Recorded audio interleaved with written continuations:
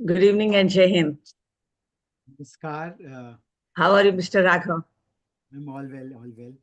So we start. Hello and welcome to the day two of this 5 day long Gyan Yagya, which we have chosen to name as the World Education Forum 2025, and which is happening at the Manas Sarovar thanks to the digital technology what we have, and the very inspiration behind curating this World Education Forum, mapping with a similar such global forum which is happening some 10 hours away from the shores of Sanatan Bharat in the land of Switzerland, as we can say so. An annual meeting which happens every year and which is named as the World Economic Forum, and where the who is who of the world they meet together to define the agenda for the world going forward. Bharatvarsh में हमारे यहाँ जो हमारी परंपरा रही है, ज्ञान को, शिक्षा को, विद्या को नाना प्रकार से हम इसको टर्मिनोलॉजी दे सकते हैं। शिक्षा एक आधारभूत सत्य रही है और वहीं से हमें ज्ञान प्राप्त होता है कि चतुः पुरुषार्थ जो है वो है धर्म, अर्थ, काम और मोक्ष हैं। अर्थ जो है वह 1/4 और वट एवर द इंटेंसिटी जो विज्ञ लोग कहते हैं, शिक्षा उसका आधार स्तंभ है। So somewhere or the other, we initiated this exercise to invite Manishis, Chintaks, practitioners of Shiksha from all across the nook and cranny of the country to convene together. And the central theme which we have kept for the World Education Forums, like integral education as the encumbrance for a resilient economic development. And this year's theme is empowering the republic at 75. तो भारतवर्ष का जो एक unique stand है, we have our own unique civilisational design of ours, और उसमें we take not just the pride but that's what is all across. So it's a differentiated and distinguished way of life per se. So in that theme, on the inaugural day, we had a very vibrant luminaries who talked about the foundations, कि शिक्षा का दार्शनिक स्तंभ क्या है, शिक्षा भारतीय चिंतन में शिक्षा का क्या स्वरूप और प्रारूप है। Professor PV Sharma, the डॉयन Indian academician, gave कि संस्कार से समुन्नत, संस्कृति से संपृक्त शिक्षा हो, जो जिसमें संवेदना हो, एक विभिन्न प्रकार की, केवल उदर पूर्ति की शिक्षा नहीं, एक शिक्षा जो आपको संवेदनशील बनाए, सेवा भावी बनाए। That is an elaborate talk he gave, and then it was carried on by a very young scholar, Ravi S Chaudhary ji, जिन्होंने भारतीय शिक्षा के दार्शनिक अधिष्ठान का विज्ञान प्रस्तुत किया कि कैसे महतत्व से लेकर और एटम्स और मॉलिक्यूल्स, द इंडिक पैराडाइम को उन्होंने खोल कर रख दिया कि किस प्रकार से भारतीय शिक्षा प्रणाली का विज्ञान, it use to exist and it still is out there in germs, things like that.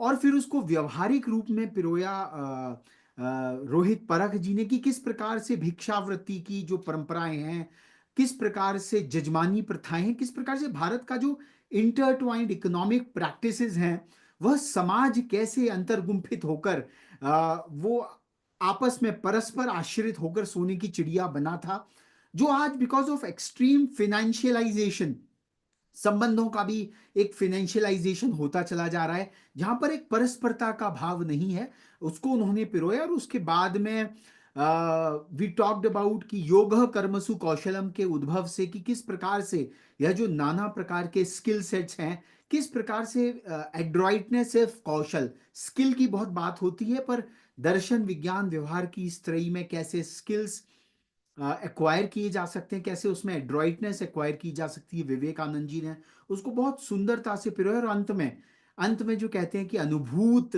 ज्ञान, जिस अनुभूति से एक चेहरे पर स्निग्ध मुस्कान, मंद मंद मुस्कान, और एक आत्मनो मोक्षार्थम का जो भारत का भाव रहा है कि क्यों मुझे इतना सब प्राप्त करना है, it's to have the bliss, and as we can see our key speaker today, तो उसी चर्चा को, उसी ज्ञान यज्ञ को आगे बढ़ाते हुए काशी भगवान शिव की नगरी, और वहीं से बहुत निकट में ही महाकुंभ 2025 जुड़ा हुआ है। तो आज हम चर्चा को, इस ज्ञान यज्ञ को आगे बढ़ाते हुए doctor Anupama Mishra, Sunbeam school Varuna, Varuna और अस्सी की दो जो नदियां हैं गंगा जी में जो मिलती हैं, तो यही भारत की परंपरा रही है कि ज्ञान की विविध धाराएं मिलती जाती हैं, जुड़ती जाती हैं, और फिर गंगा सागर से फिर एक ऊपर से मॉनसून के रूप में फिर वो गंगोत्री तक पहुंचती हैं, सतत सातत्य रहता है। तो आज we are talking about the fulcrum of education, कि एजुकेशन की जो नाना विधाएं इस देश में रहीं, और हमने 5 विधाओं को मूल रूप से आज के इस परिप्रेक्ष्य में लाने का प्रयास किया है। द ह्यूमन मेंटोर्ड लर्निंग, जो कि परंपरागत विज्ञान था कि एक गुरु शिष्य परंपरा होती थी, जिसको mentee mentorship whatever we call it, एक गुरु, एक उसके साथ संवाद होता था, संवदध्वम सम गच्छध्वम, एक यूनिकनेस के साथ एक रेजोनेंस हुआ करती थी। उसके साथ ही पेरेंटल लर्निंग, बिकॉज गुरुकुल परंपरा में तो बालक माता पिता से दूर चले जाते थे, गुरु के ही सानिध्य में रहते थे, गुरु माता ही और गुरु ही माता पिता का दायित्व निर्वहन करते थे। But there is a huge requirement, कि जो कल कौशल की भी बात हुई कि परंपरा से विद्यालयों में बच्चा 6 से 7 घंटा बिताता है, पर कैसे वो वही ज्ञान को, वही ज्ञान परंपरा को घर में जाकर अपने माता पिता से भी वो कैसे सीख सकता है। That is the parental learning, and doctor Anupama Mishra has been gracious enough that she will be illumining from her vast experience कि कैसे जो ह्यूमन मेंटोर्ड लर्निंग और द पेरेंटल लर्निंग, उसका जो इंटरट्वाइंड स्वरूप है, because we been learning from the auspices of Sunbeam School Varuna, कि किस प्रकार से the human technology has been deployed out there. Not very many fancy technological tools or solutions, but simple, ध्यान आकर्षित कर कर, और कैसे जो शिक्षक हैं वो किस प्रकार से उस मेंटरिंग को करते हैं, and how they program the human minds, program under quotes I would say, because चैतन्य और जड़ता के भाव को we Indians we really look at a very distinctive fashion, की एटम्स और मॉलिक्यूल्स को ही प्रोग्राम नहीं करना। कल बात हुई कि कैसे चैतन्य को, अनुभूति, आध्यात्मिक intelligence is the core of it all, and कैसे वो जीव तत्व जो है कैसे कॉस्मिक सत्ता के साथ जुड़े, और वही ज्ञान का, वही विज्ञान का, वही प्रज्ञान का अंतिम हेतु है। I think we can just go on and on. I would not stop our inaugural speaker for day 2 of World Education Forum। और आनो भद्रा क्रतो यंतु विश्वतः, भारत ने तो सदा से ही विभिन्न परंपराओं का, विभिन्न ज्ञान प्रणालियों को आत्मसात किया है, but not with a blind cheerleading और ब्लेटेंट क्रिटिसिज्म। हमने निरीक्षण करके, परीक्षण करके, और तब जाके हमने उसको समाहित किया, एसिमिलेट किया है। So I would just pass on to Dr. Aduma Mishra ma'am to invoke today's session and illumine us further and forward कि कैसे human mentored learning and parental learning it has been championed for ages, और वर्तमान में किस प्रकार से हम इनको और आगे बढ़ा सकते हैं from the experiences of Sunbeam School Varuna and elsewhere. Madam Anupama Mishra ma'am. Thank you, sir. Thank you so much. I'm sure I'm audible. Ma'am, loud and clear. Yeah. Thank you. First of all, a very warm welcome to all the representatives, those who are joining us at this platform. And, when I will speak from the core of the heart. And because that's what makes us human. I had been a teacher. Initially, I had been a teacher, gradually converted into an educator. But slowly and slowly, as the time has passed by, I think I live by the motto to create the individuals who have values and who are humane. That's all. That's the motto of the life now has become. That temper, that frustration or depression or getting irritation somewhere has got diluted, because I believe in my school environment being a very happy, positive, and very well connected to the children. When you're talking about like human mentored learning, I think the first thing that comes in my mind is the human connect. I think that's what touches a child individually. Because without that, if you try teaching a child, your all teaching has gone in vain. And nothing can replace how much ever you talk about technology or AI driven, data driven teaching in the classroom, the teacher becomes the fulcrum and the center. And that what makes this teaching learning process completely humane. The kind of connect we have with the children, I think that is the most beautiful bond that we can ever have when we talk about school education or even the college education. But gradually, when the children move to the colleges, universities, that connect gets lost. And then we start feeling like there is no one to make them afraid of talking to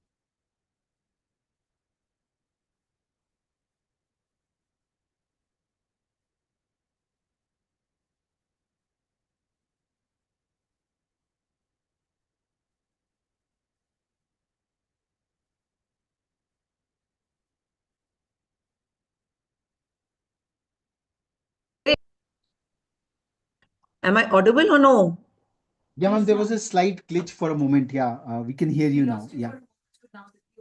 So, my whole objective of being an institution is to train the children to create that connect with the teachers, with the parents being the most important, you know, the third angle of triangle that we make in the school, the child and the parent.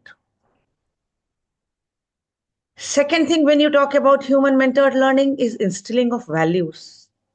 Mhm. The way the teachers can talk about the ethics, they can teach the life skills, they can talk about the values. I think no one can do. We become the role models for the children. Children even talk about, आज तो ये ma'am ने ये बिंदी लगाई है. Maybe the teachers don't notice that. Mhm. Teachers don't realize that, but when the child goes back, child notices your appearance, the way you dress up, the way you walk, the way you talk.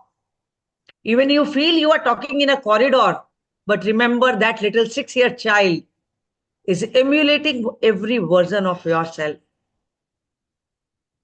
Children talk about, मुझे इस ma'am की तरह बनना है बड़े होके. Mhm. Today, ma'am came in heels. I'm a grandmother of 4 children, and at home they talk, they discuss about what teacher had spoken to. Today, teacher was not feeling well, they come and they talk.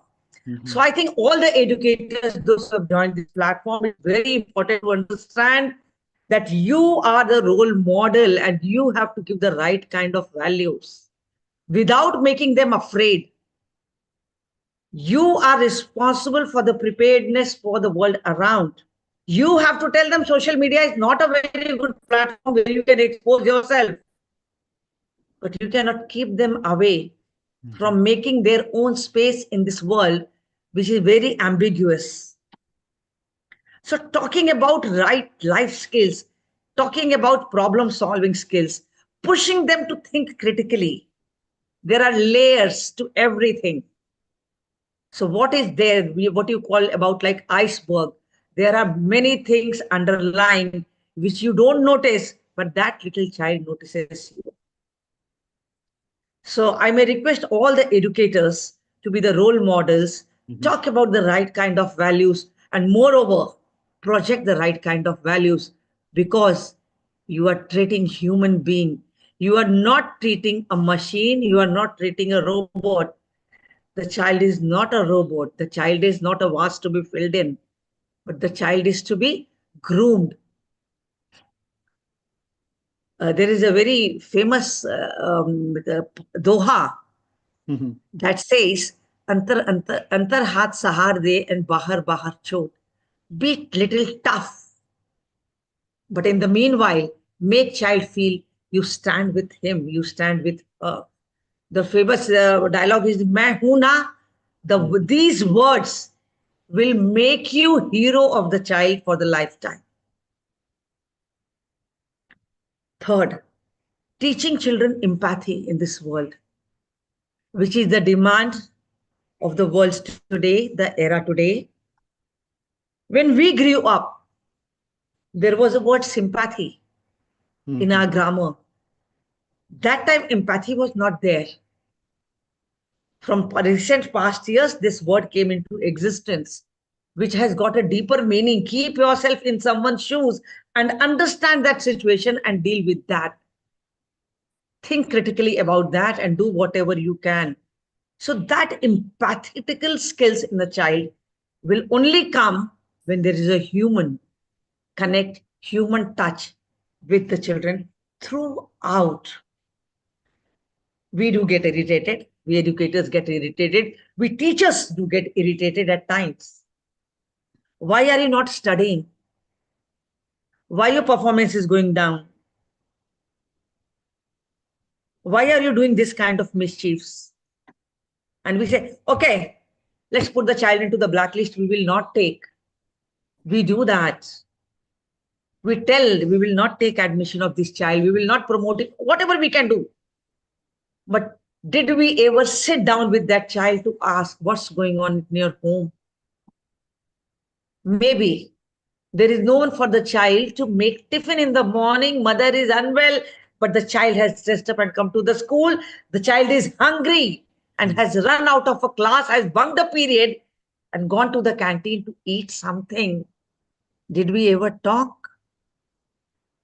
Did we ever think? कभी तो उसके सिर पे प्यार से कंधे पे हाथ रख के पूछा होता, बेटा तुमने ऐसा क्या क्यों किया? I'm sure I can see some of my staff members sitting here, and I'm so glad you are here. You all are pastoral guides. Still, did you do that? Did we ever try that? Remember, the most mischievous children have proved to be the best leader in the world. They are the one who dominate the eras.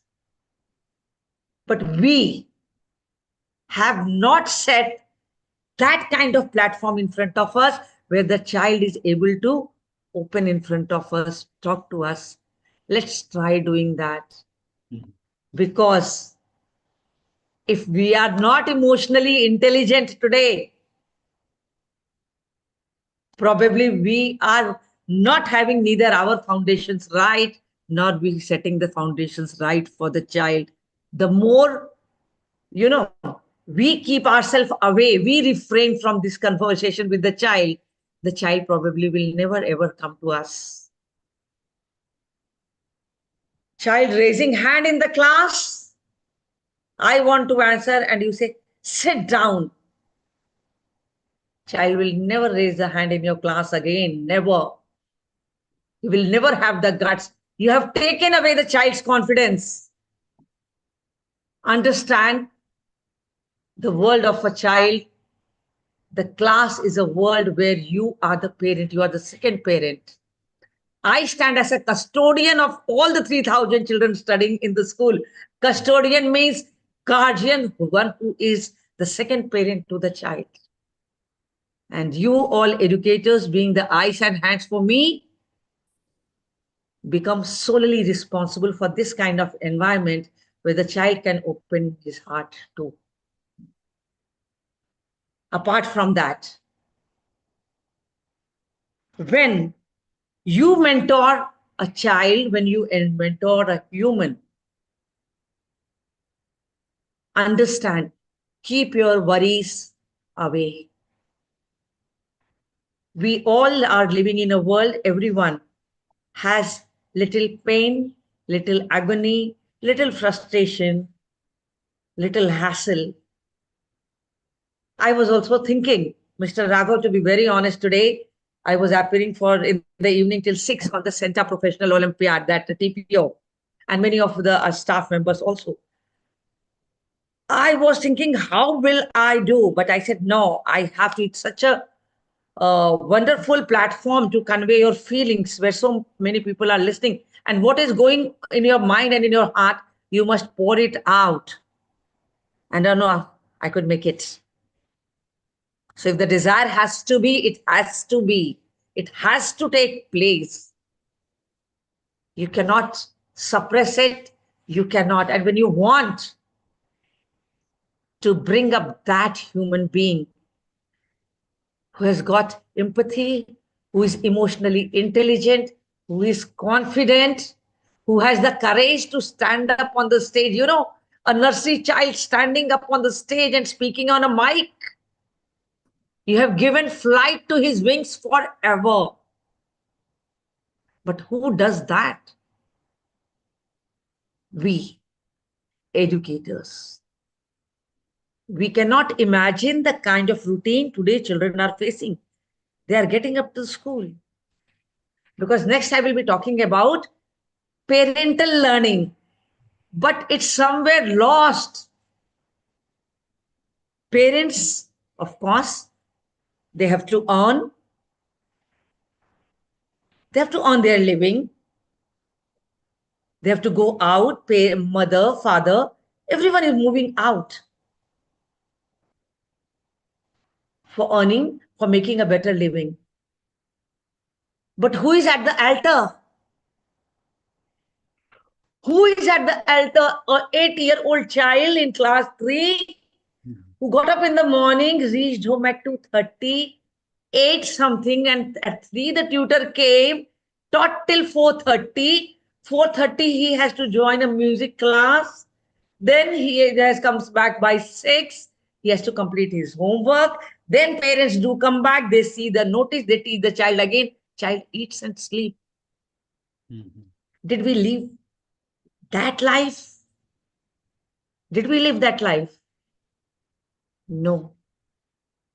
If you really want to groom someone, let's understand who is there to caress the child, who is there to take child into arms. And with the nuclear families in our societies, I think that grandparents' touch has also lost somewhere. That luxury of having a grandparent who can caress them, who can kiss them, who can hug them, who can tell them a little story or a poem. बच्चे, नानी तेरी मोरनी को मोर ले गए सुनने के लिए तरसते हैं आज. True. Mothers give mobile for the 6-month child to eat Cerelac. The child watches mobile to eat Cerelac, but the mother doesn't have time to sing a song and take the child in the arms and to make him sleep. And it's not only working women. It's not only working women. It's the people, those who are homemakers. This culture has seeped in. The way the mobiles have taken, mobile ने हमारे बच्चों का बचपन ले लिया, हमें पता भी नहीं चला. उनका बचपन खो गया. Therefore, as a teacher, not only as a teacher, the moment the parents start getting connected to the child, I'm now coming to the parental learning. Parent comes to know about so many things. The parent learns so many things about the child. And again comes the beautiful connect of emotions. Everything, whatever the teachers or mentors do receive, the parents also do receive. Parent को पता तो चलता है कि what my child has acquired till now, what does my child possess. कभी parents से बात करिए पीटीएम में कि आपका बच्चा बहुत अच्छा गाता है. अच्छा, हमारे सामने तो नहीं गाया जी. It happens. And the child craves for that recognition. The child craves for that appreciation from the parents. So parents come to know when they connect with the child. Parents instill values from their own experiences. Parents जब बात करते हैं तो वो अपने अनुभव साझा करते हैं, अपनी कहानियां सुनाते हैं to instill the right kind of values. Then comes the community. They bring, the parents bring the community. You ask today's child, आपके मौसी का नाम क्या है या दादी का नाम क्या है, नहीं मालूम. So I think parents learning absolutely is important if we are looking for a absolutely emotionally strong children, the young generation of the country. Children do not identify the relations in a bigger family. They go back to their village and they feel, oh, where have you brought us? Who are these people? They do not know the beauty of the relationship. They have the Facebook friends, they have Insta friends, they have WhatsApp friends. They don't have the friends who play in the park, एक दूसरे को धक्का देके खुद उठते हैं और खुद अपने पैर की चोट पे मिट्टी लगाते हैं और फिर गले में हाथ डाल के चल देते हैं. वो कम्युनिटी लर्निंग कहां से आएगी? Because parents have not let them free to have this kind of time. Either it's community learning, it's social relationships learning, everything. और जब पेरेंट बैठता है बच्चों के साथ, the parent gets himself intellectually evoked. Today, many of us, many of my staff members, Raghav sir, do ask me, अरे ma'am को तो सारे सब्जेक्ट में कमांड है, वो हर पेपर में गलती निकाल देती है, उनको सब गलती दिख जाती है. वो तो हिंदी भी चेक कर लेती है, वो संस्कृत भी चेक कर लेती है, वो फ्रेंच में भी उनको मालूम है. Of course, because of being in the education field, but also because I have taught my child in class 4 French. I never knew the difference between bonjour and bonne nuit. But today I can, because sitting down with the children makes you learn so many things. Mm-hmm. You grow up, you learn. Probably the parents, those who are sitting with the children, would be more learned than where the children are studying from their tutors. Parent understand the caliber of the child. They identify the potential of a child. They also understand the limitations of the child. They make child emotionally intelligent. When we talk about parental learning, if my parents wouldn't have told, ये बड़े हैं, इनके पैर छूने चाहिए, I would have never learned. I would have also said hi to my grandmom. कहाँ गए वो संस्कार? कौन ले गया? और वापस कौन ले आएगा? I think the right kind of blend of tradition in the modern education is the demand of era.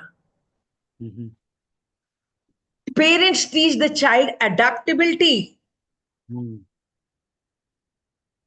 Adaptability is absolutely important for the children today because the kind of pressure they are facing, either the parents' expectations, simple parents' expectations of, beta, you go to this coaching, you go to that coaching, you go for IIT, you go for NEET examination. I'm not the cutoff for it. Mm-hmm. Individuality of a child's perspective. When it will be respected? When will the day come when the parents would understand that my child is made for this, my child is not made for this. So I think when the parents are there together with the child, then only they will understand. The movie Three Idiots, such a beautiful one, taught us so many things. Still we see our children sinking in our dreams, getting depressed to fulfill our dreams. I think that's what Adaptability means we need to train our children as the parents कि बेटा ये नहीं तो ये सही और ये नहीं तो ये सही. We keep on listening to the news. Kota में ये हुआ, कोटा में ये हुआ, वहां पे ये हुआ, इस बच्चे ने ये कर लिया, इस बच्चे ने वो कर लिया. किसी ने बच्चे को नहीं कहा कुछ करने को. हमने अनचाहे, अनजाने, अनकहे शब्दों से वो एक संसार बना दिया उसके चारों तरफ, जिसमें बच्चा एडजस्ट नहीं कर पाया. और हमने क्या खोया उसके बाद, क्या पाया हमने? I don't think we are left with anything, because if child is not there with us, what's there in the world? Nothing. For parents, for us, the child is the world. So I think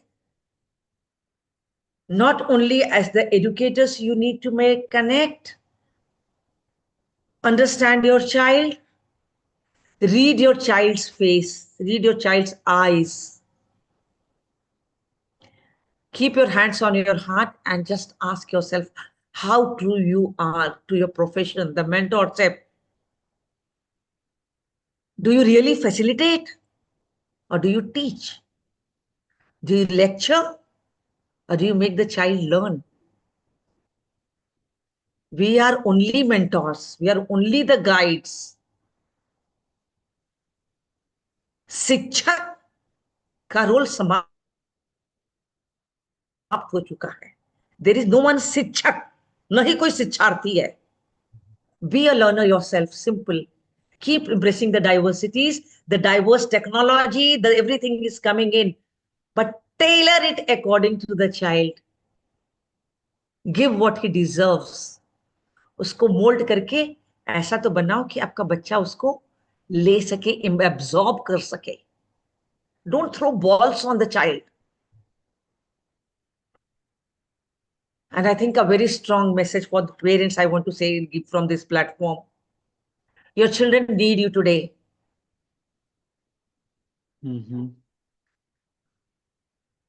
My son comes and says, Mummy, आहान सुनता नहीं रहा है या शरारतें कर रहा है या गुस्सा आता है मुझको. उसके बाद आप क्या करते हो? When you go back, you stay with your mobile. Mama stays with your mobile. It's not my story, it's the story of every home. At times, it's me who is the victim who does this. Children come to meet me, and I'm doing WhatsApp, I'm writing mails. I think let's drop that. Let's keep it for the work. Let's keep it to just to keep ourselves updated. Let the technology be your prompter. Let it be only a source of information. Let's not make it our life itself. And now the situation is, आप अगर कभी बच्चे को पूछते आओ मेरे साथ बैठो, the child will ask, क्या हुआ मम्मा? Why suddenly this change? आओ बैठो कुछ बातें करते हैं. उस जनरेशन के लिए बहुत अचंभा है. आज की जनरेशन के लिए बहुत बड़ा आश्चर्य है कि अच्छा मम्मा अपने पास बैठने को बोल रही है. Probably we go, we ruffle their hair, we keep their hands, we do not talk. We ourselves have mechanized our emotions, our life pattern in such a way that leave apart learning from our child or from our child's, what to say, educational parameters. We are, as parents, we are moving away from our child.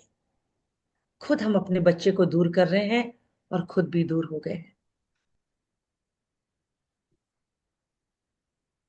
I think everything, talk about attitude, talk about perception, talk about the life skills, talk about the problem solvings.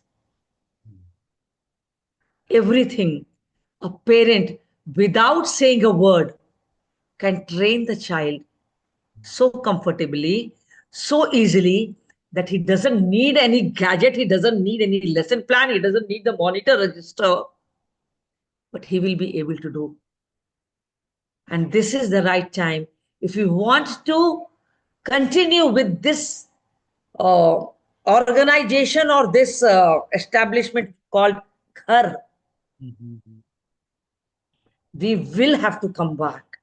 We will have to learn according to our child, and we will have to give him our own experiences, our own values, Mhm.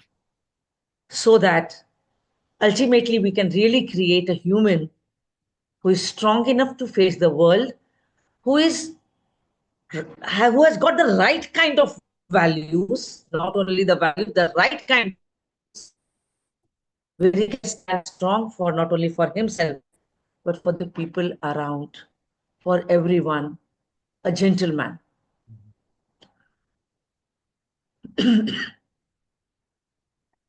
I think it's spellbound from Anupama ma'am. अनुपम, अद्वितीय, एक free flowing वक्तव्य आपने कहा.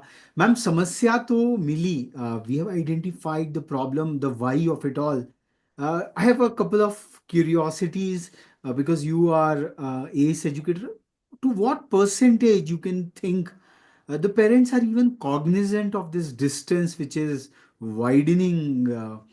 मतलब intellectual स्तर पर भी कितना प्रतिशत पेरेंट्स इस बात को महसूस कर पा रहे हैं? Now, when they see these social media platforms really making the child going away from them, because we used to we just had in December the parent forum. I think not many, but there is an awareness around 20% parents. Mhm. I'll tell, because I had the forum of nursery to class 12. Mhm. So all the parents coming in and talking in. Mhm. 20% are aware, but 20% say that the lifestyle has become such complicated. There are so many complexity that they are bound to Mhm. put these things into their child's hand. Mhm. And children themselves are now in such a vicious circle that they are struggling to find a way out. After the school, they have to go to coaching. So they have to book a Rapido. Mhm. So they need a mobile. Mhm. From the mobile, they will take selfie, they will chat, they will make friends, they will click pictures, they unknowingly will put on the FB. And I don't know how many mm, cyber security challenges they would be children would be facing, in spite of being aware, in spite of having a lot of awareness programs. That parents are realizing, but the things are not in their hand now. We are already too late. It would take time if we really want to bring in, because day before yesterday I read a news. I was also browsing something. I think it's Sydney or Japan. I'm not very sure the name of the country. They have banned the mobile for the 60, below 16 years age of a child.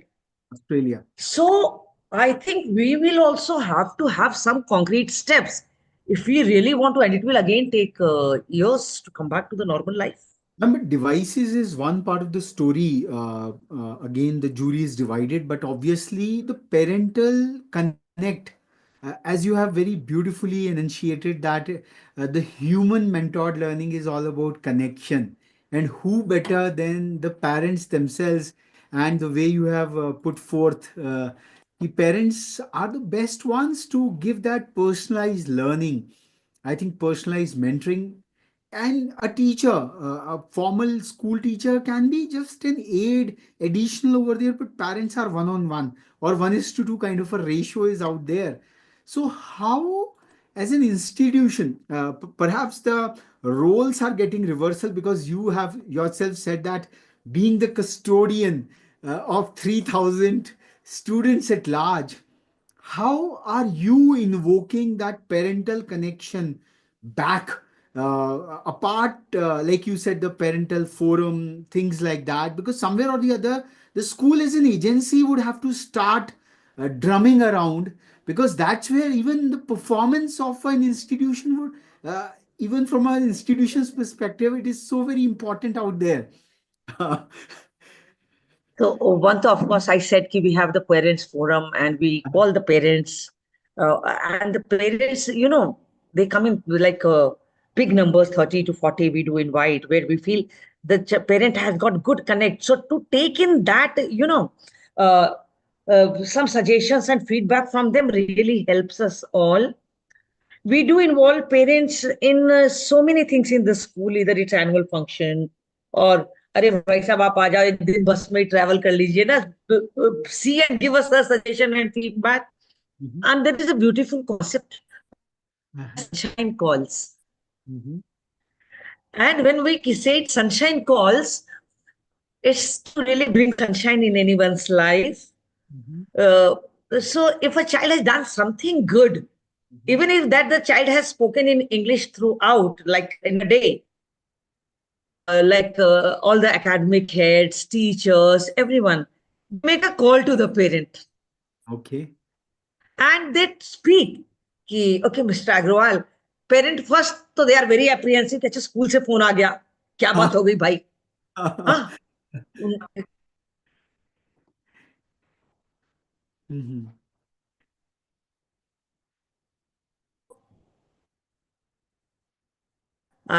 like so the teacher says, okay, sir, Mr. Agrawal, I have called you to just thank you because today Athar has spoken in English beautifully. And the parent is so happy to listen to that. One, that statement of the teacher or from the admins really brings sunshine that day for the person, and the person gets connected immediately. So I think these little gestures of the teachers or the different academic heads to have the parent here, making them aware. PTM and all are very formals, Mhm. but these making calls, talking to the parents, I think parents do recognize that and do understand that.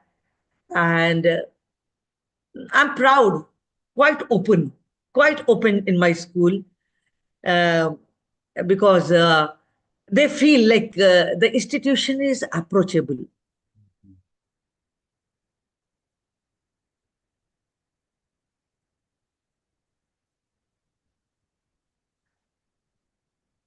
I'm here. I'm here. Don't worry. Okay. You can Yeah. ask whatever you want to. No, ma'am, because this is really, because obviously the economic challenges are really taking people away. Both parents are working, especially in the larger metros and things like that. So schools are really playing. They have to have a larger play, bringing the parental attention back to their kids, and that's where they can really formulate the word views, the parental specialized knowledge. Like in some of the interactions, we have learned that the schools are inviting the parents to give away their expert knowledge to the students, so that there is a connect. Ki, okay, apart from our regular teachers, we are also getting the parents to interact with us, and that's really very great. I would like to bring in Dr. Surbi for her comments, and perhaps we would also like to have an open forum wherever our other participants, they would really like to speak out their part of the challenge, because it's Please. super easy at a theoretical or an administrative level, but the kind of pressures which I would say the school faculty already have to complete so many things out there, and perhaps in 6 hours they are perhaps trying to do a 24 hour of a circadian rhythm, because whatever learning you have from your grandparents, you have from your parents, it has all to be stuffed in that 6 hours, because a happy child who is really well fed, not just in the stomach, but emotionally well fed, who is caressed by his or her mother. Perhaps our teachers are really tripling that job role in that classroom, where they are feeding them intellectual aspects, but at the same time, they have to look after their emotional things. Empathy is fine. Yeah, yeah, ma'am, please, please. No, no, absolutely right. You know, training a child for the mindfulness, Mhm. that's what you are talking about, is a major, major, not only challenge, a major task being an educator. Mhm. I think that's going to solve the bigger issue that right now we are discussing at this forum. The teachers have to do, just they have to mold their techniques a bit, and probably the learning will become far effective. Mhm. Mechanized learning and learning emotionally, the impact will be absolutely different. Mhm. True, true, true. Because probably I do not feel so comfortable speaking with other people the way I speak to you, the way I speak on your forum. I speak in Hindi, I speak in English, I do share my personal experiences. I think the more I talk to you, the more evoking of my inner self is there.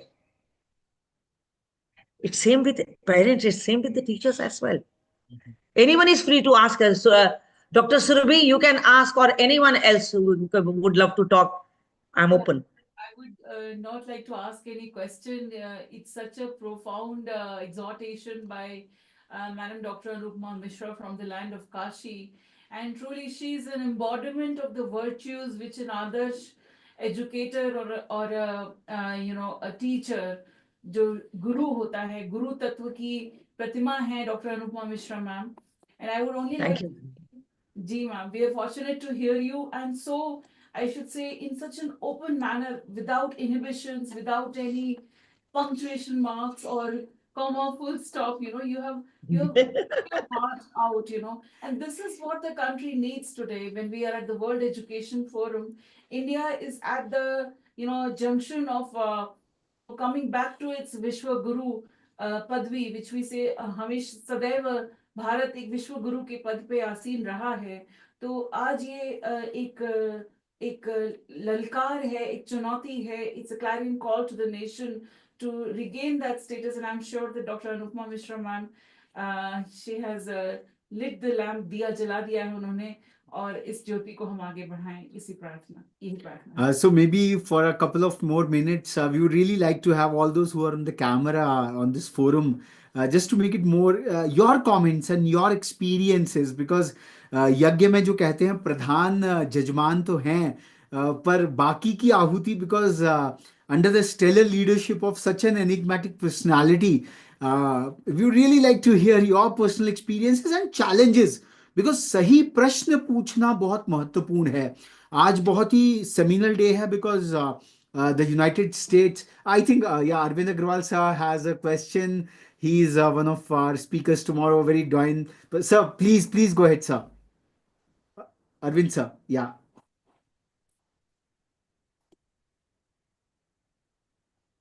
You have to unmute yourself, sir. Yeah.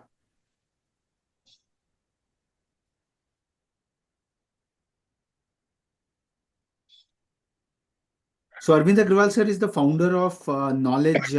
Yeah, yeah.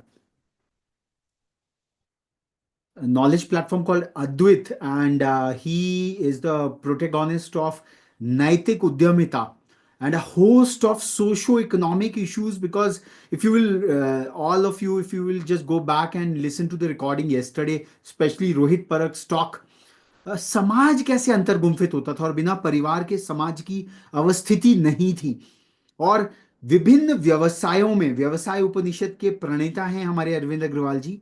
एक बहुत ही सुंदर पुस्तक है. Maybe we will have longer sessions with him, and his talk is tomorrow if you can join in. Yeah, so sir, you may write your question out here in the chat box perhaps, and we would have answers from Anupma ma'am and others for that matter. तो यह जो,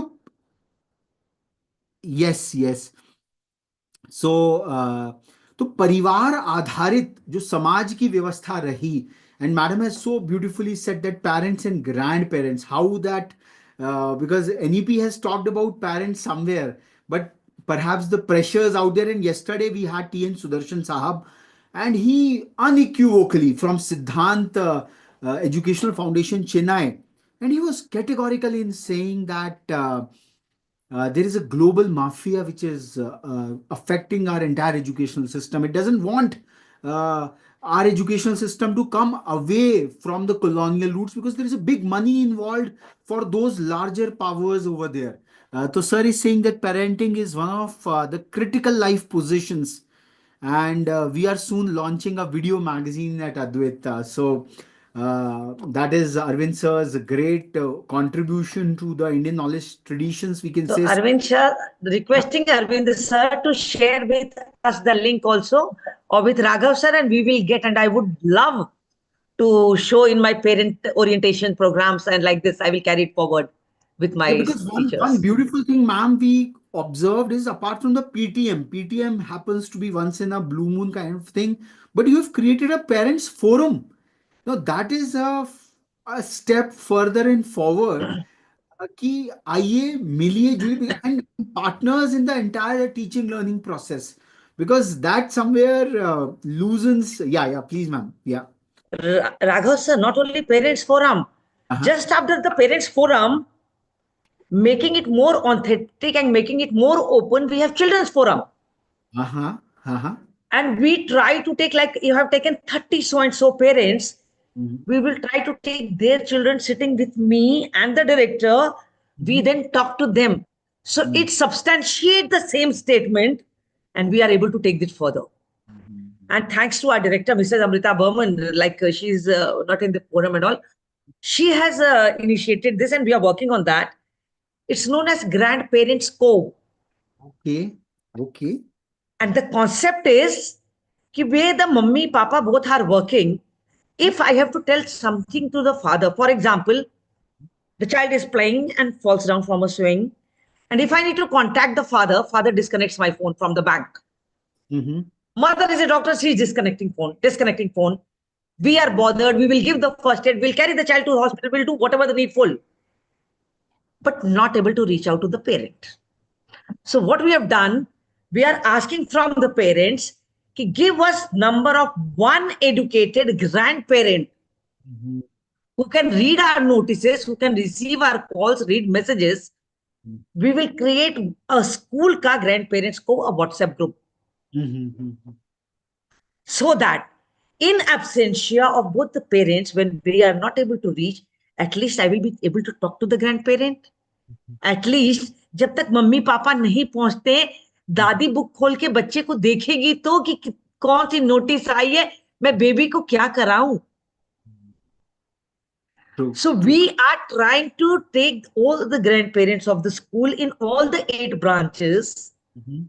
this co. So slowly and slowly, the grandparents getting attached to the grandchild's education, Mhm. with a thought that how proud that grandparent would be.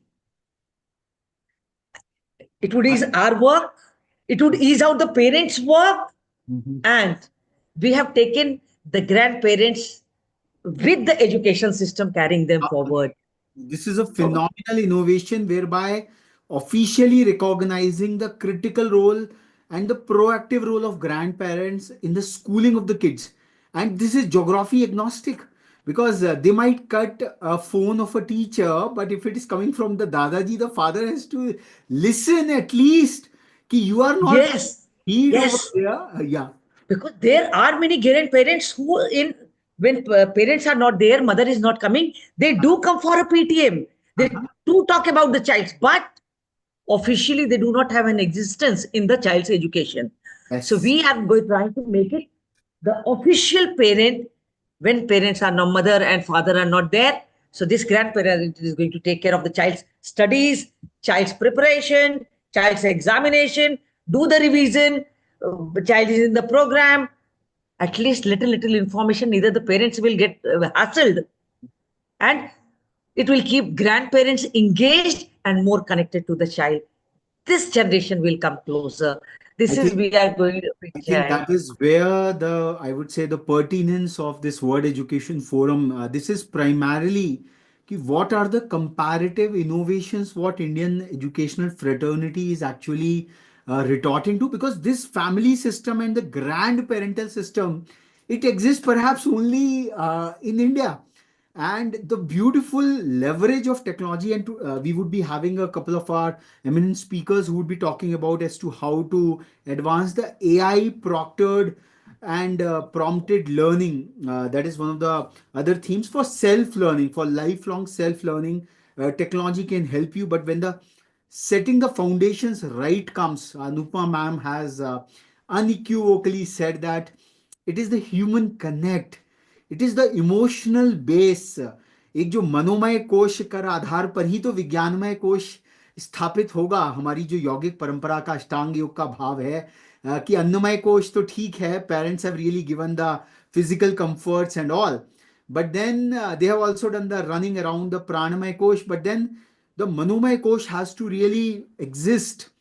It has to be in a poise and tranquil, and that's where teachers making them really humans, that they too are humans over there. And that's where, because every young kid, he looks forward for that emotional connect, and that is somewhere we are losing so very fast, because we are giving away our agency of humans to the machines. There is no कोई इस बात का वर्जना नहीं है कि आप machines का प्रयोग न कीजिए, पर let you not get used by the machines.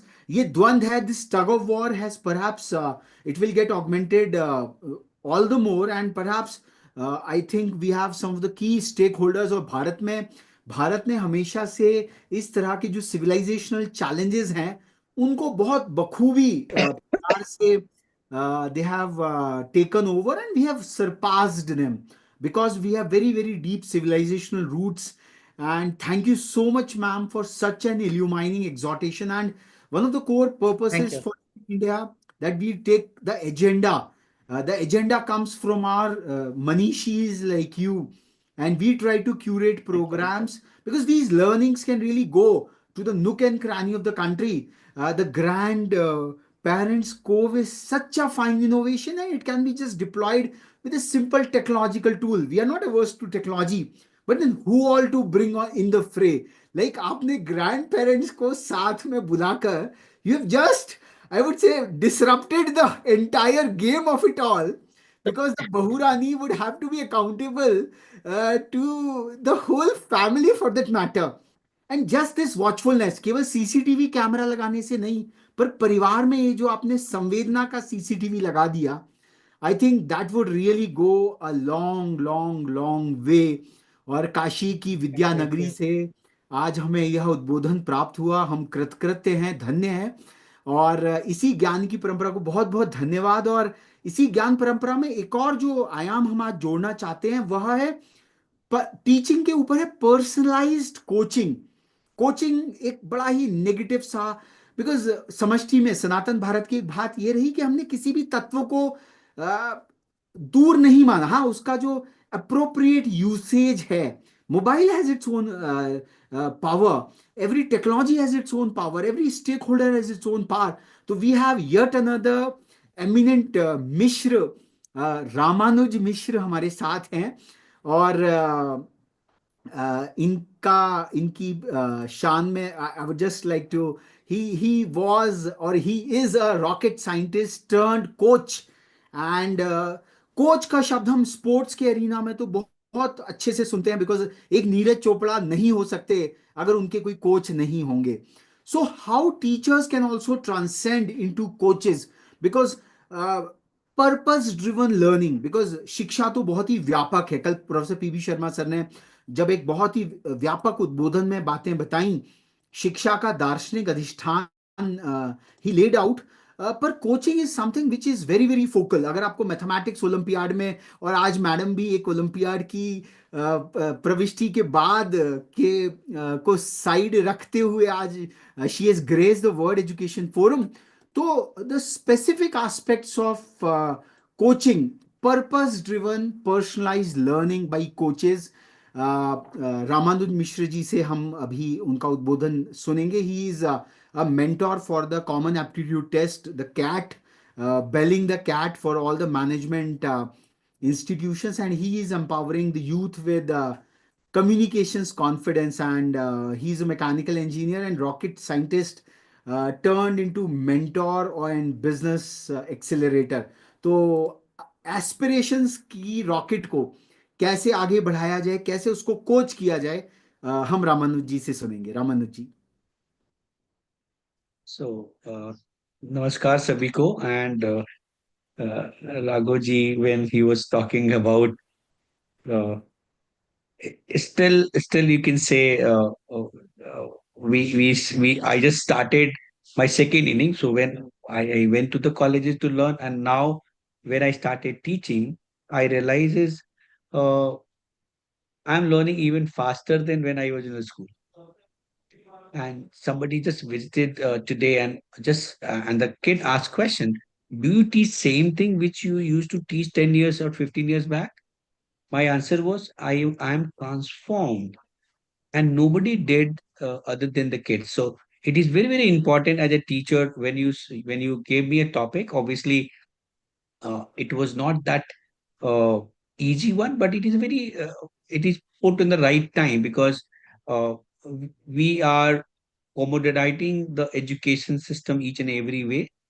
So where the purpose is actually missing. So I'll say thank you for bringing such a wonderful topic. Even it gave me a lot of the time to think, and even after saying anything, I'll be listening even faster. So what I'll say, I'll listen faster, and I'll be also implementing what I'm going to say. So more than the audience, I'm ready to be a part of it, so that because it is a need of that.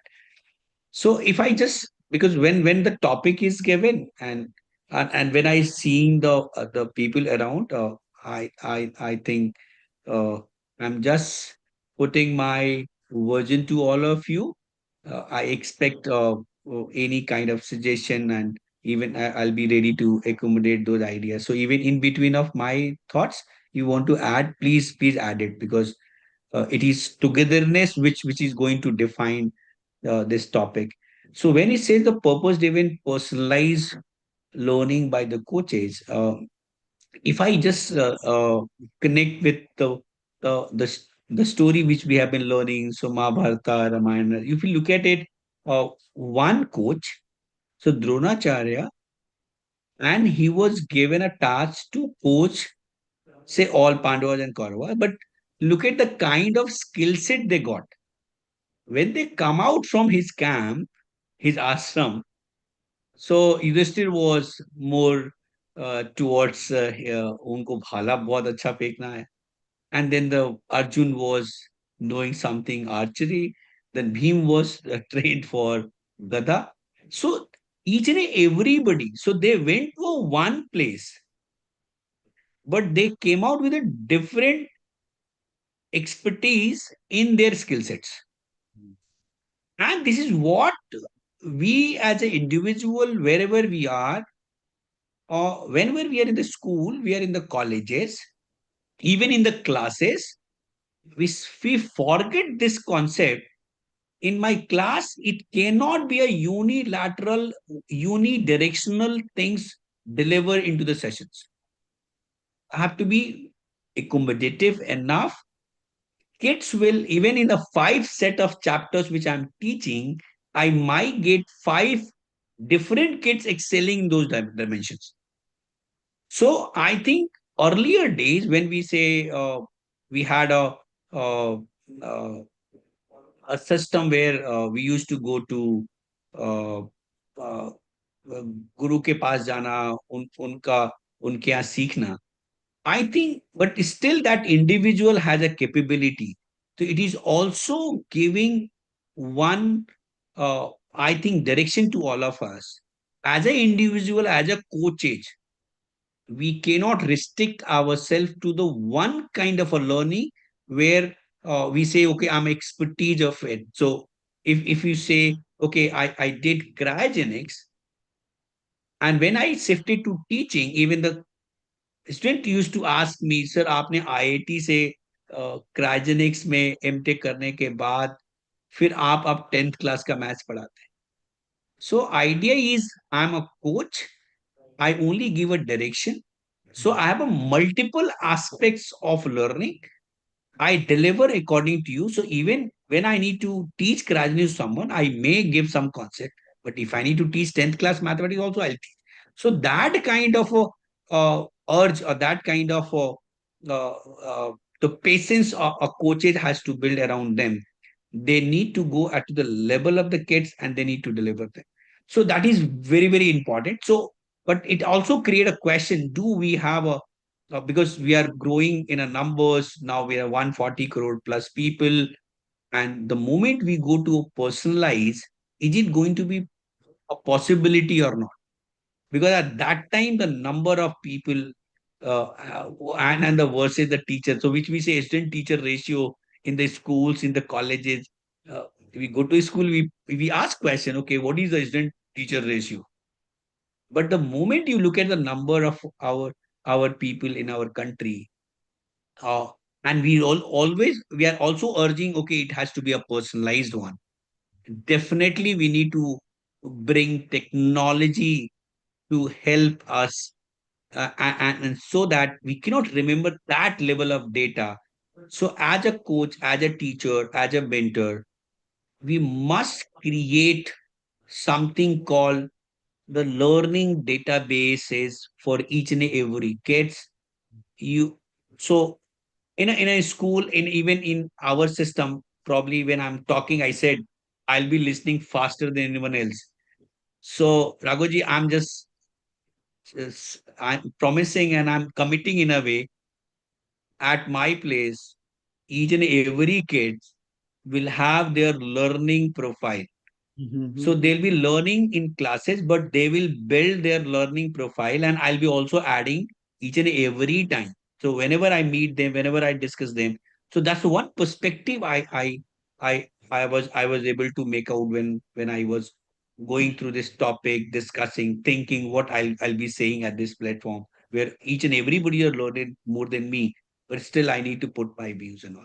So I put one aspect in it, personalize, and also personalize. If I go personalize, the it will actually create a purpose, because nobody see each and everybody of us, be it at family, be it among the friend groups, if we meet in person, you will find there's a purpose in it, and either we share some purpose, some kind of thought process, then only we meet.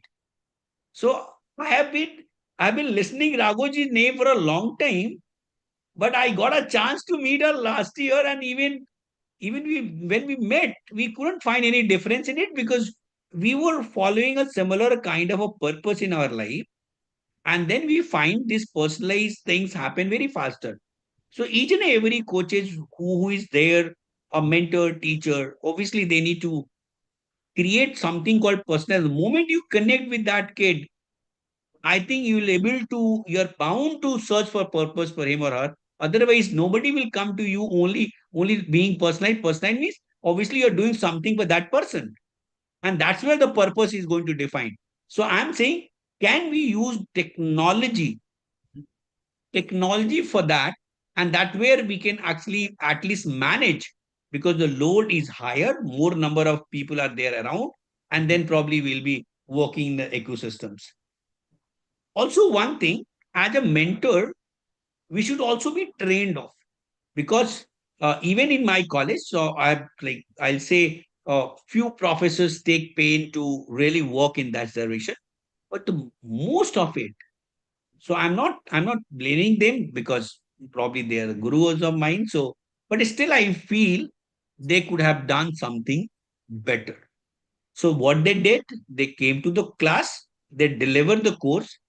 If that is over, the connection is over, and then nobody took us iota of pain saying, can I go back? Can I see whom I taught, whom I saw, whom I given some of the suggestions and all? So coming back to the people, it is also very, very important. And it is a question which we need to reduce, because if I have not liked that one, probably I should not be become in the same way.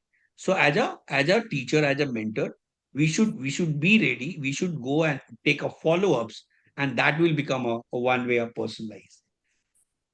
Teachers, coaches, and that's what also it was mentioned in the sports. I think the coaches do a better job. Mhm. किसको bowling करना है, किसको batting करना है, जिसका bowling अच्छा उसको bowling ही कराएगा. Mhm. बट क्लासेस में थोड़ा गड़बड़ हो रहा है. Mhm. मतलब सबको एक ही पढ़ाएंगे, एक ही तरह से होगा, and each and everybody will be rated in a similar manner. तो उसका भी कहीं ना कहीं प्रेशर रहता है. I think that need to be change. And obviously when we say NEP in place, Mhm.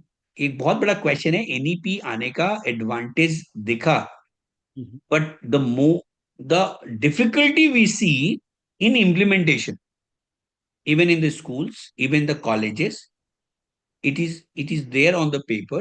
It has to go to each and everybody head. Can I go multidisciplinary choice based system? I can carry forward, I can take a break. It is when it was thought, and it is thought in a very right manner. But yes, it is urged again. So whenever we are at any places, at a government forum, at a university, at a school, we should start questioning system for implementing that NEP. That also is our task only. If you don't do it, again a same kind of delivery, nothing will be personalized, and if you don't give a purpose, it's also, it says knowledge without purpose Mm. is dangerous than the atom bomb. And it happened a lot of intelligent people we have seen in our life. Only thing they missed the purpose. Even their contribution would have been far better than what they do now. So it is important. We should drive that personalized thing, so that we can put more purpose driven system in our places. But Raghuji, again, when I see who will do it, and that's where we see the way we are moving in education system. Each and every places, the moment the private interest system will come, I think it will be more difficult for any society to have a quality education. So government has to step up, and they need to take education in their hand. And that's what happened in all the developed nation. If you look at their schools qualities, their, even for the example, you go to the Norway, you go to Finland, you go to Switzerland. So their education system is still managed and the run by a thought body, which is obviously controlled by the government, because government only can take that level of risk. Not all people can take like this. So it is important when we say, let's go build a system where things goes in that direction. So obviously I need to come out and saying, okay, first I said use technology. Each and every mentor should use technology to build their databases, so that they can identify each and every kids, and they give their personalized. And also, the moment they will meet again and again, they will drive to purpose to those kids. So I that's would that's like that's a to very, very come important. in for a moment, because what Ramanuji has touched upon a very, very important chord of yet another enigmatic speaker yesterday on the inaugural, whereby he talked about avidya and vidya. And somewhere the Indic Shastriya notion of avidya, Ramanuji has struck it that it is knowledge without purpose. It is just going on, and that is what, like Lakshmi and Alakshmi. So we have this characteristic distinction कि विद्या का या knowledge का जो purpose है, it has to be very well over there. And purpose ठीक है कि the question has become to earn a livelihood to get skilled into something. K-12 level education has got its own purpose, but at the coaching level, if I have to learn music has a purpose. I have chosen a very focused kind of a discipline. If I ever chosen a sport, so Ramanuji has mentioned a very lovely part, which is the learning profile. and managing learning profiles in a very complicated or a voluminous system, as you are mentioning, because when the teacher student ratio is 1 is to 5, 1 is to 6, what we used to read earlier in the higher education ecosystem, it was perhaps in the teacher's mind, but the kind of workload what teachers have really got it, even to file that into a framework or a structure, it becomes really so very cumbersome. I think I would really like to learn more, because once a profile is there with the aid of technology, so Ramanuji, what kind of learning profiles are we really having? Perhaps you mentor a lot of catch students, the focus is very ultra focused, they might be from different backgrounds, but they have to compete for a same set of eliminatory question and come to that 99.99 percentile level to be able to get qualified. So just give us some ideas about the learning profiles, because the purpose is defined. I have to get qualified. It's because in the larger, broader education, it might be tough. A Hindi teacher, the learning outcome based purpose has to be brought about. Apart from the examination and assessment, which is again a very broad. You mentioned that it is becoming intractable. NEP goals are very, I would say, uh, aspirational, but in order to handle them, the complexity, computational complexity has really become so very high. So let's just remind us more about the learning profiles for that matter. Yeah. So, so when we see, okay, anybody moving from their, say, conventional educations, either they are doing 12th or they are doing graduation and then moving to the professional world. Mhm. So purpose is also very, very important, because when you ask kid why they want to do MBA, Mhm. their answer is very simple. Mhm. They will get more money. Mhm. So they don't understand they will not get money only because they have done MBA. Somebody gets more money because he or she is more skilled. He or she possesses a very high quality people skills. Mhm. If he or she become a leader someday, he or she going to take care of their colleagues, their juniors. So unless until they understand the purpose behind, so any company startups when they come up, it is said it cannot get success if they are very focused on solving at least one problem of the society. Mhm. So nobody create company sake of making money. You can create a company to solve a problem. The moment that problem is defined and you're there to solve, you will find you're going to make a lot of money also. So it is not going to be other way around. So when we coach kids for, say, the IIMs and others, it is more important for us to tell them they are not going to MBA because they are going to get money. It is not the ATM machine where you just get a entry and you started getting money. We always try to tell them, can you define your purpose even bigger? Mhm. And the moment they start, that's where it is important process in most of the management schools. They say statement of purpose. Okay. And one girl, I was just trying to tell how to write her SOP. She was some point of time she just uttered a word, said, "Sir, I want to increase the female participation in the corporate world. Without it, India will not grow." I said, bang on. Now your entire purpose has to go at that line. Mhm. Don't try to make it smaller. If you're thinking at that level, and that is the truth for our nation, if India has to grow faster, it cannot happen. The participation is still in the management world, in the corporate world, only 16% of female participations is there, and we are close to 50% of it.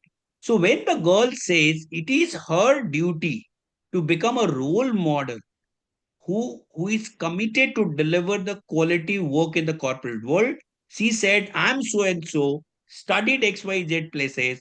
I want to come to your college and really want to go back to corporate. and tell to the world, and I'll be the one of the role model to that. So that is called the defining a purpose. It has nothing to do with what percentile somebody gets. It is all about being there, understanding, looking for a larger role. The moment you define a purpose, who you are, why you want to do MBA, what college will give, so that your purpose will be fulfilled. That's where role of a coaches comes in between. So again, this is the way we always take care of personalize when it comes to coaching to the kids, to the cat aspirants. So that's where you are saying, can we take it a bit backwards, perhaps to the K-12 level? Can it be brought, because MBAs is a UG plus plus. So where do you see this kind of a defining purpose, kind of a coaching, perhaps in a school classroom? Perhaps that would be really exciting to know. Yeah. Okay. So again, whenever we meet kid in after the graduation, we need to backtrack and see how their foundation has been built. Mm-hmm. So again, our reminder come for our society as a parents. So because once you say the coaches, there are a lot of assistant coaches. Mm-hmm. So if India team has a chief coach, there will be a lot of assistant coaches are there. So as a teacher, when we meet, we say who are our assistant coaches. That's where we pick parents also. We say you're also part of this entire game. So it is important for us as a coach to tell our all the who are they are helping us or becoming assistant coach with us, what is the core idea behind somebody's success. Because the kids are compelled to do a lot of, so we are also one of them if you look at it, because and that will be, if knowledge is there or not there, that's a different matter. But idea was to do engineering. So now we are growing, knowledge is more available. So parents should know only doing engineering, only doing medical, only doing certain things will not going to save a kid's future. It's all about they should not. So when you look at the entire profile of any kid, how we define them, still we define them based on their marks. Mm-hmm. बच्चा अच्छा कब है जब marks अच्छे. Mm-hmm. So solely we need to think intellect is given by God randomly. We all got certain intellect by just by random. This is nature has just programmed randomly. So nobody has any clue why I'm bad at maths or bad at certain subjects. I'm not that great at what my friends is doing. So I tell each and every kids on a day one, you are a caretaker of intellect which you inherited. Simple. You neither feel bad about it nor feel good about it also. But what you will be seen, what success you will get in your life, not for your intellect, it is for your sincerity Mm-hmm. and your behavior. So I always rate kid in two things: for their sincerity. I always ask them how they plan their day, what they do when they are at home, what they do when they are among the friends, what they do when they come to our classes. So I always tell, if you work on this and work on your behavior, I think it's a matter of only time. You will be even doing better than many, because nobody, because the maximum people who who know you, anyone, and you create your profile based on what you do with them. So it is all about the people's skills makes a lot of difference to them. So it should be taught in the school days. The kids should be told saying your academics is not the benchmarking of your being good or bad. Mm-hmm. It is something like sincerity and behavior also come to picture. And can we rate them all the time, and parents and teachers also following the same stuff? So that is where we say, can we work on this logic?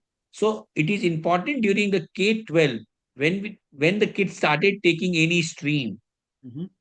when it is defined to them, they should be told with the confidence, If you're taking humanities, why you are taking? Because there are certain ways to succeed in that domain. It doesn't mean you have not taken science, you're not good at it. You're good at it something else. You write well, you comprehend well, you can speak well, you can manage things well. So the way we started telling them their other aspects of it, I think those kids started doing wonders. And that's why you find these days management, even law and other domains started doing well.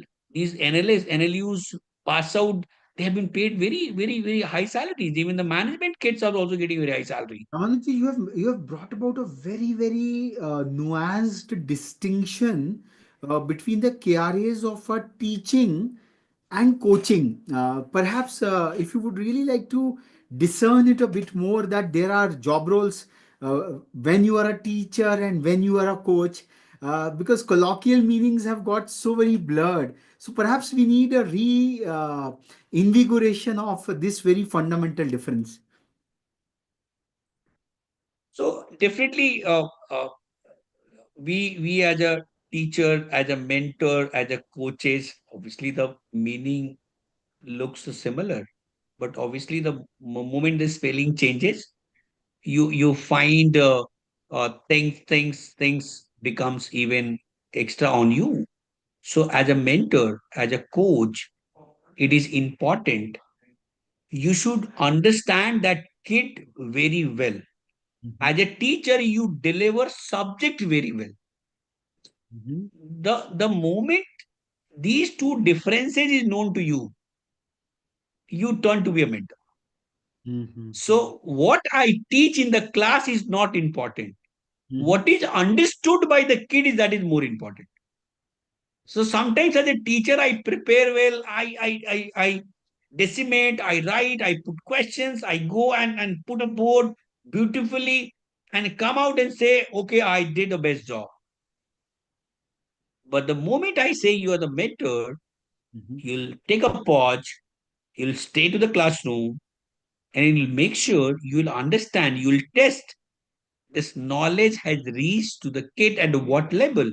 The mhm, moment you personalize this, mhm, and you have obviously the larger number will obviously is going to be difficult for you, but again for your support, still you find 10% of kids are available there to give this feedback and their understanding, their revision. So it is important for all the teachers who are the great teachers, because they have a great command of the subjects. I mhm, say first come out with this, what you know, what best thing you know. It is not important. It is important, is it delivered to the kid and how much he or she understood in the class. That is the parameter on which I say you are the great mentor.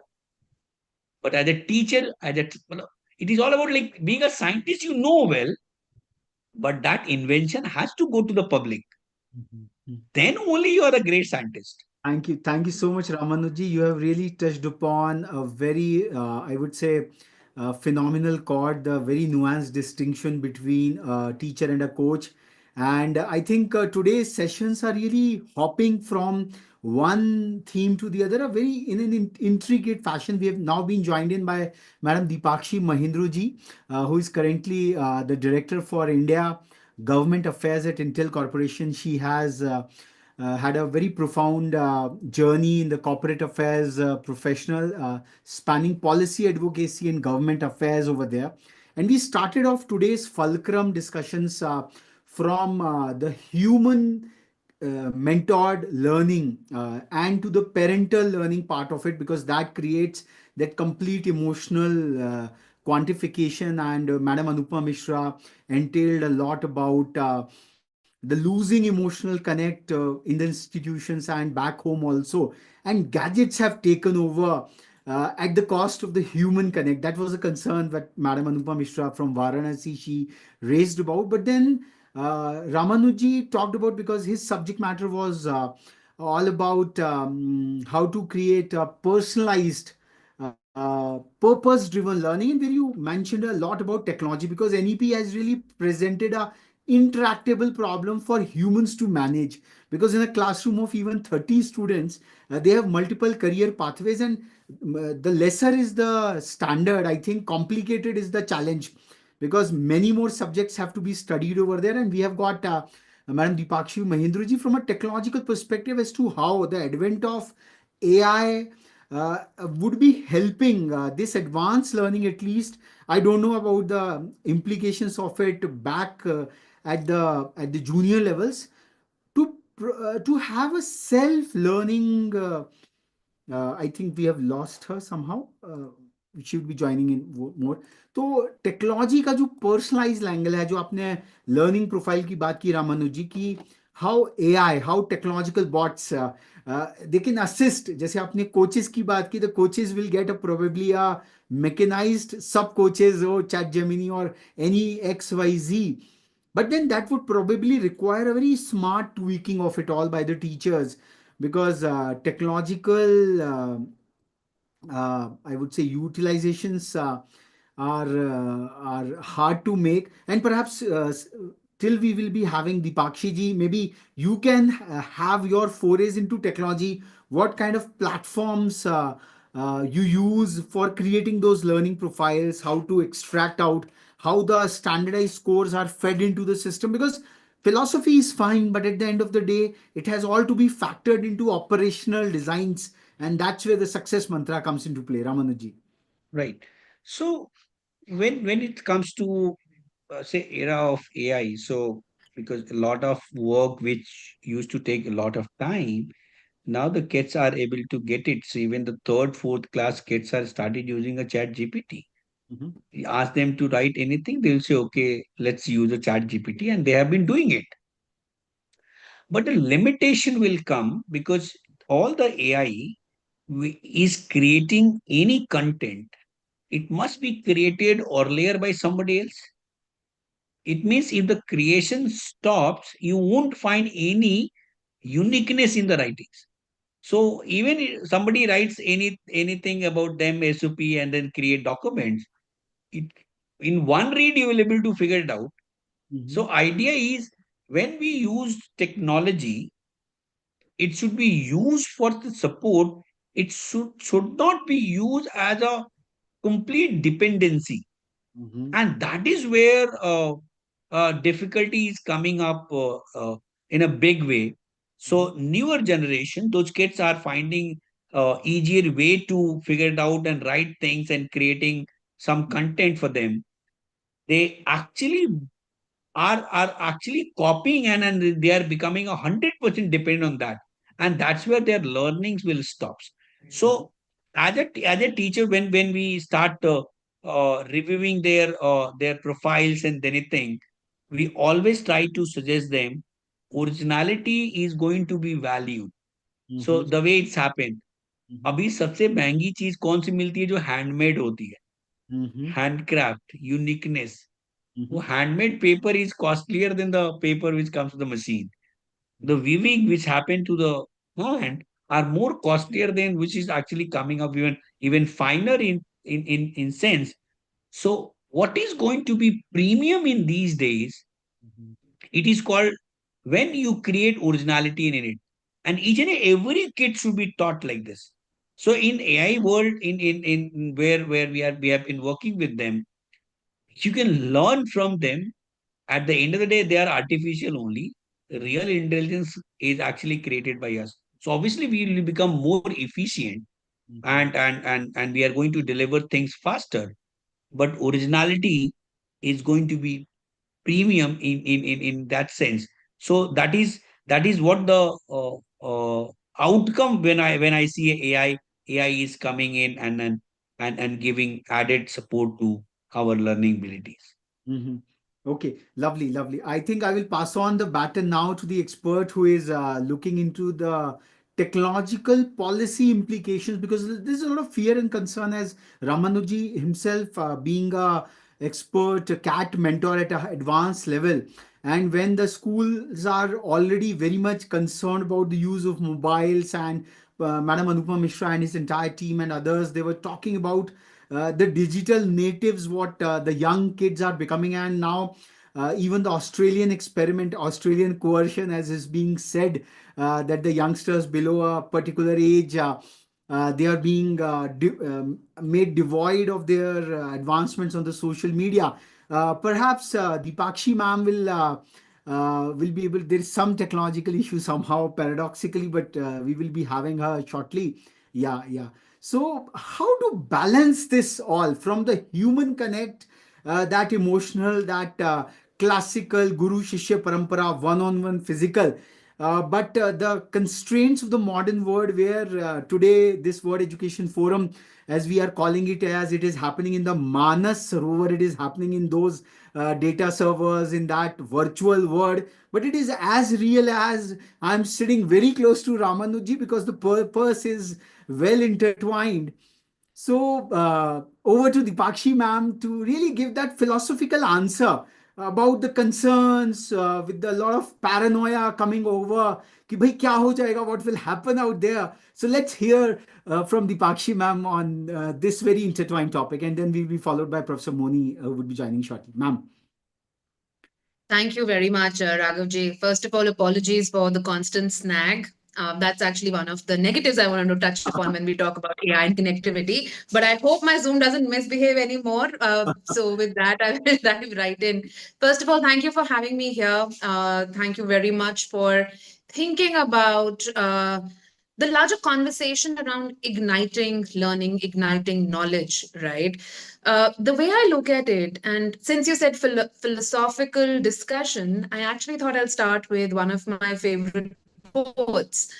And primarily, what is the purpose of education, right? The way W.B. Yeats explains it, he says, education is not the filling of a pail, it's lighting of a fire. And it's more about, to me, the beauty of this entire quote really is about lifelong learning, right? It's really about, can education spark that curiosity in you? Can it really spark that passion in you, that you want to know more? You want to explore things that you don't even right now know that you don't know? That entire catalysm that education, or good education, I would say, creates. To me, that's the purpose of education, AI or no AI. And something that my the esteemed speaker right before me was speaking, and that is when I joined in. He was talking very nuancedly about the teacher versus the coach. And to me, I think more than the student, when it comes to AI, it's really about how the teacher learns to adopt AI and still continues to flourish that human machine learning synergy. At best, it's a tool into how a child can learn better, right? So, since we're talking about AI, let me start with my hypothesis, right? My hypothesis is AI can promote learning outcomes. It can probably enable leaning into the conversations more. It can probably make it more, probably, right? It definitely can make it more personable. It can make it more customized. And therefore, it increases engagement. And hopefully, we are all hopeful right now, it will also increase the outcome of the learning journey. What AI cannot replace is, to me, the right attitude and the thirst for knowledge. That is innate in us. A good teacher, a good guru, or a guru. I believe all gurus are good. If you're giving somebody the title of being a guru, uh, a good teacher can instill the thirst for knowledge in you. That is something AI cannot do. AI can probably help you go from point A to point B. But it's that inane journey, it's that inane, I would say, passion for learning that it ignites. That is something that AI cannot really do, right? That's a very unique, and perhaps that's exactly what makes us human. Now, it's a completely different conversation when we say, okay, today AI can think, it's generative AI, but we are also now looking at agentic AI that is going to come in, which can really have that agency on our part, and take those decisions, make those decisions for us. But I still feel it's a journey where we are. Now, coming to a very, very Indian context, and why I would want to, I'm not a big fan of just global learnings. I am a big fan of global learnings, but when they're customized to a context. And that is where, if I were to talk about really the larger landscape of AI today, uh, India pretty much has the relative, in terms of relative AI skill penetration, we are 3x the world average today. And that's primarily because there are a lot of strong, forward looking initiatives that we have a country, we as a nation have taken. And all the credit perhaps goes to the government, the academia, the industry, the civil society organizations coming and debating why a national education policy should be forward looking, it should be aspirational, it should not be a limiting factor. And I distinctly remember that's how I started to engage with Rethink India back in 2017-18 when we were deliberating the national education policy. Today, when we talk about, let's say, the national education policy, it's being complemented with things that are going to make education more accessible. So when we talk about AI, perhaps currently still the biggest lacuna in AI is localized context in terms of data, localized, verifiable data that can actually go in and feed your models. And that is where very well thought through initiatives under Ministry of IT, such as Bhashini, come into picture. We are, by the end of it, not land of one language. We are a land of many, many languages, of which 22 are recognized. To deprive somebody of learning in her or his mother tongue is perhaps the worst that we can do to spark that curiosity, right? As mother of a 3-year-old and a 1-year-old, and having done, of course, not just Google, but a lot of focused readings on how brain develops in the first 1 to 5 years, perhaps that learning in mother tongue is incredibly important. And that is where, while great content and quality content might still be in certain languages, we can today real time translate content. And that is what really makes education more personable. It might still lack that context. It might still have a very foreign figure or very foreign persona that you still need to deal with. But at least I would say that is one step ahead from where we were earlier, right? Today, when we talk about initiatives such as Bhashini and the fact that they make language or the language barrier is dimmed, if not completely taken away, it needn't just impact the student, especially since I was talking the context of early childhood education. In the context of early childhood education, it probably is going to really impact the teacher and the parent more than it would impact the child, and really help them help the child actually do something better, do something with more passion, bring his or her best foot forward, right? And when we complement it with tactics and strategies under the national education policy, or for that matter, very focusedly, CBSE today is one of the few boards globally that has launched AI as an elective subject for 9th and 10th grade students. When we talk about why the Indian populace, perhaps that relative skilling is better, a big chunk is also to very dynamic and adaptive boards that today we are engaging with, right? So back to the theme of AI proctored learning. I'll start with, okay, what is it that proctored learning can do, right? To me, there are 5 or 6 major themes under which we talk about where AI proctored learning can actually help self-learning. The first one is really about personalized learning. An AI, one, will work without judgment, will break things down into very effective steps, will be very objective about what step you understood, what step you did not understand, and will not look at just one data point, will actually look at the big data picture. And when it is seamlessly integrated within subjects, it will really bring the translingual and the multidisciplinary analysis of a student's journey. Where this helps is probably as a student, I might still be very nimble, I might still be very naive to understand where this will impact my journey. But it is for my guru to really go and pick up those analysis and really see in a very individualized way, how can she or he help me as a student? That entire personalized learning, giving those personalized flaws, really breaking things down into concepts that till such time that you don't know addition, you cannot really multiply. All these pieces, what I my child is 3 years old, and I've just put her on Khan Academy's app, and I am not a screen time mother at all. But the way that app has been trying to break, okay, does she understand colors? Does she understand numbers? It's phenomenal, and it's actually very prompt. It's prompt centric, so it's creating that engagement. But I will also come to the negative side of this engagement, which is my biggest concern about AI. The second big thing is about the data analysis and insights. And that is where, while right now we've been talking about the time of learning, the second aspect of it really is going to be the time of testing. Today, we are really sitting as a nation and talking about AI proctored testing, AI proctored examinations, and especially when we talk about access to the the contemporary boards, access to contemporary courses. Somewhere, when we talk about access to the even examinations that you can take from anywhere, it really democratizes education. It is no longer just a privilege of select few in terms of how that education is transpired. The third piece really is about scalability and just building onto the part of, where it becomes more accessible. The number of students, a physical classroom, class teacher, class ratio will be a limiting factor, especially when we have a long journey to cover. And that is where AI can supplement. Mind you, not replace, supplement learning.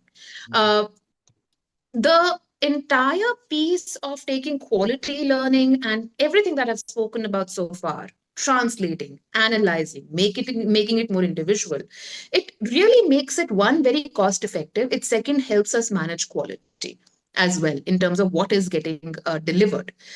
The fourth part, and this is something where I think the contexts really become important. Today, when we talk about learning, the learning really needs to permeate across socioeconomic classes, which means not every child, irrespective of the age, or every student, I will not use the word child, every student, irrespective of whether the student is 5 or 7 or 21 or 45 or 70 years old, uh, why restrict the time in which you can learn? Learning needn't really be limited to 7 to 1 p.m. or 7 to 2 p.m. or 7 to 4 p.m., as the case might be. Learning needs to be a 24/7 phenomenon, because eventually now what we are talking about is the modicum of learning. We are talking about the way you can create the right access at the right time. Different people have different preferences of learning. Different people have different ways of analyzing things. An AI proctored learning can help analyze that and actually break things down so that you can learn in that fashion. To be honest, we are, as a country right now, talking about data protection and data laws. And somewhere down the line, as a policy professional, while I follow that very closely, I don't really understand the tenets of data governance. The next thing I did, I went to my company sponsored IGPT and I was like, can you create a customized learning plan so that I understand data governance frameworks in 10 days? It gave me a broken down content after understanding that I can probably spend 40 to 60 minutes in a day. And again, now the computer will not prompt me to go back. And that is where that curiosity and that spark is really going to come in. Because that motivation, of course, becomes one of the key, I would say, differentiators when we talk about AI proctored learnings, right? And moving into where this really helps to me, it really helps in one, like I said, ensuring that there is quality, there is access, there is insights, and those insights are actioned upon. Now, how those insights are actioned upon perhaps is something that is going to be in the scope of the administration of the school or the teachers and how much they lean in. Now, mindful of the time, jumping into what I feel are going to be the limitations of the AI proctored learning as well, right? One, and I think this is going to be the biggest limiting factor when we talk about the digital divide today, it's the accessibility. It is really about not all students really have access to the right form of technology. It's not just about right to device, it's actually right to right device. Today, if you look at it, not every child will really have an internet connection. And that is why I was laughing at the beginning of joining in, because while I'm in Gurgaon, I could not expect that there would be a snag. Now, imagine a student who was actually sitting for an examination, and there were cases where students actually missed out on their major entrance examination because there was a technical snag at the institute where they were supposed to take the exam, right? Uh, Second, I think because the pace of learning is growing at such a massive pace, and while I'm not a fan of the concept of haves and have nots, when the digital divide chasm increases, it will be very difficult to play the catch up game for those who are not on the bandwagon right now. Because that learning chasm, that accessibility chasm is just going to increase. And we don't really want a scenario where learning is limited to select few. The biggest benefit that we have today as the most populous country of the world is the demographic dividend. If it actually becomes a demographic liability, we will really be struggling with what to do with a workforce that is not productive, right? The second big thing is bias and fairness. And this has been perhaps the central conversation ever since AI and algorithms have come to fore. Because by the end of it, it's also about processing the data from years and months before, and really see what are those trends and analysis that that data is throwing. That critical inquiry is a must. And today, when we talk about those who are creating technologies, creating solutions, the one thing that really sets them apart is the creative thinking and creative analysis. They can ask questions, they can ask difficult questions and see whether something can answer it or not, right? For that matter, if I just go back to even absolute basics, right? Alan Turing's test. It really is about, okay, can a machine in a few questions understand whether I'm a human or a machine? If yes, then the machine has really, taken certain levels. It's sophisticated, and therefore, it passes the Turing test. But when we talk about even the lack of judgment, and that is what I would really want to focus on, I think the biggest lacuna in, if I were to say, can AI replace a teacher? Probably teaching, maybe yes. But in terms of being a coach, being a guide, being a moderator, no. And that is what is actually going to differentiate good schools, good institutions from the average ones or the run of the mill ones, right? That human connection is so important to learn, because that is perhaps the route from where you are motivated. I have not turned up for the class for the third day. Fourth day, my guru calls me and is like, you have not turned up, you have not done this, you promised yourself, you have not. And those motivations, those intrinsic elements really somewhere make you lean in more and really foster that, not just the sense of, I would say, learning, but even the sense of belonging. And to me, that's the biggest safe space that a guru creates. It's a sense of belonging that will not really happen in AI, unless, of course, we are talking about dystopian scenarios that we see in movies such as You or in Westworld, right? But I think we are again some time away from there. The third thing, when I talk about this larger human connect and the motivation connect, is it's easy to engage with other accounts online. It's difficult to form that human connection.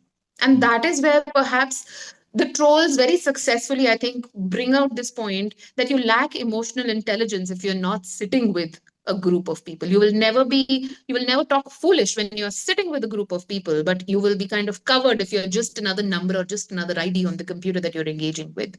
And that motivation, that connection is really, really important. Uh, and last but not the least, and I think this is also where the laws around data laws, data privacy, data security are really important, because how a student engages today is really going to determine what kind of digital identity the student has many years down the line. With the accuracy in AI, predictability, AI modeling, student data, and this is also enshrined under the DPDP rules, is classified as critical. If it is critical and if it is going to be protected, there have to be reasonable protection measures around it. There has to be causation of why you need certain data. What is the purpose of that data? Till when do you need that data? After how much time you need to erase that data, because just learning data can give you so many insights about somebody's individual personality, somebody's traits, which can be used or abused or benefited from. But that purpose limitation is really, really critical to when we talk about leveraging data from a learning perspective. And bridging these two things, to me, there are four pillars when we talk about, so how do we go from here? The first one, really, in terms of AI proctored self learning or AI prompted self learning era, is we really need to focus on critical thinking and problem solving skills. And that has to be based on interaction. It cannot just be based on machines. Which brings me to the second part, which is really about combining AI with human oversight, where the human machine partnerships come in. Machines can do a part of the work, but the critical inquiry that a human can promote. Or if I were to go back to what UNESCO MJIP talks about, the EMC square, it is about empathy. It's about empathy. It's about compassion. It's about critical ability. It's about motivation. Till such time that these four very focused skills don't really come to the fore, or four quadrants don't come to the fore, real human learning doesn't happen. We cannot The third lever really is we cannot compromise on content quality, because the content that we create today is also feeds the education algorithms of tomorrow. And last but not the least, we really need to take a deep, long think on whether we want to be a country that promotes just content consumption, Mhm. or do we want to be a country that promotes content creation. Mhm. Today, when you even look at most of the buyings that happen, and again, our parameters are very different. Our first necessity really is about addressing the question of access. And when we talk about just access, yes, mobiles and tablets really do bridge that gap. But at the same point in time, if we are not equipping students with time in front of a PC, with times in front of a laptop, and not kids, not junior students, but students in middle grade and above, we are actually taking the entire content creation ability away from them. And we really don't want to be just a nation of content consumers. If you're talking about coding, you're talking about Python, you're talking about how do you create something afresh, you need personal compute devices. And that is something that we really should be taking a long, deep think. Uh, I don't want to get into a verbal diarrhea, so I will stop right here, but over to you. I think in a very, very nutshell, what Ma'am Dipakshi Mahindru has presented, the entire dystopic or concerns in the larger educational community, what we interact with two very solid, I would say, supports what AI is going to do. The context translation, it is not just the language translation, but the context translation, the power which AI has got, and that only can facilitate that personalized learning.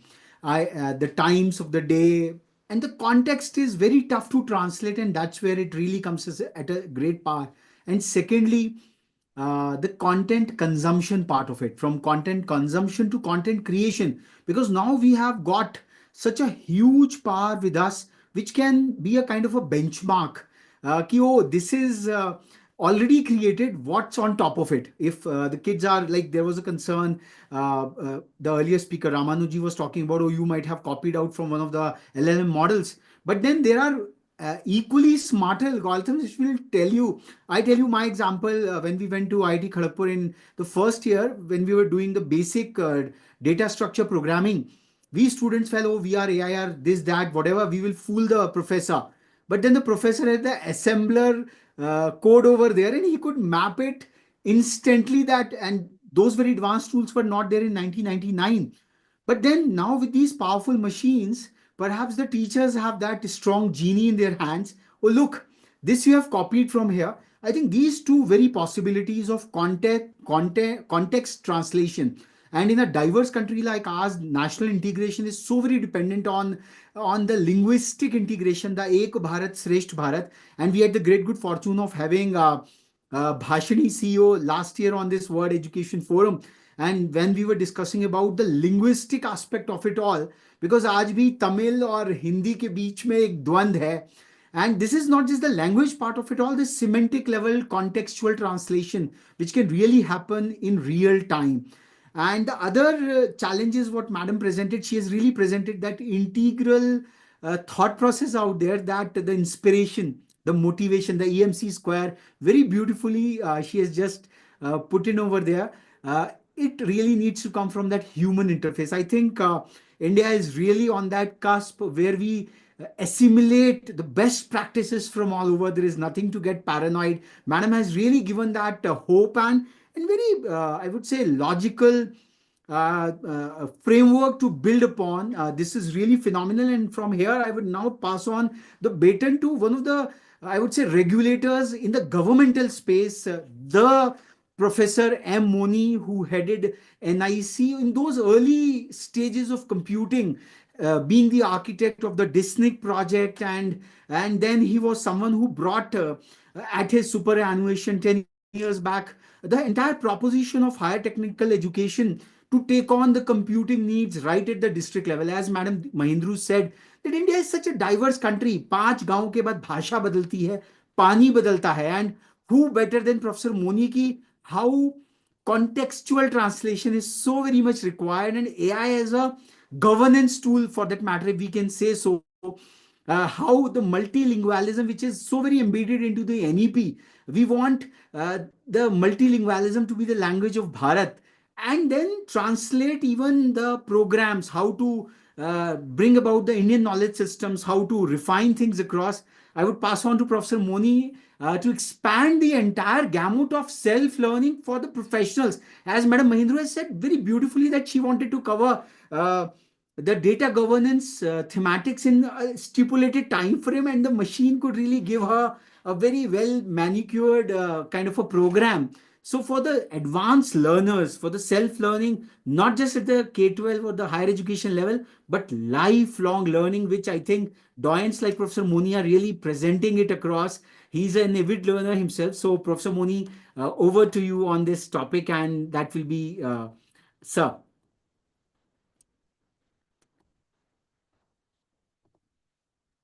So we can't hear.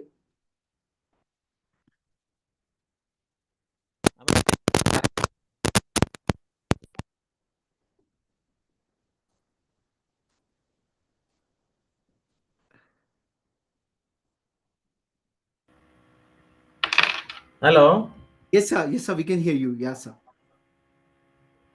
am I audible now? Yes, sir. Loud and clear, Yes, sir. sir. Please, sir. Okay, fine. That is that. Very nice. Thank you very much. And you know, can I play some PowerPoint presentation, or how do you? Yeah, yeah, sure, sir. I will just enable it. Yeah, you can Hmm. share right away. Yeah.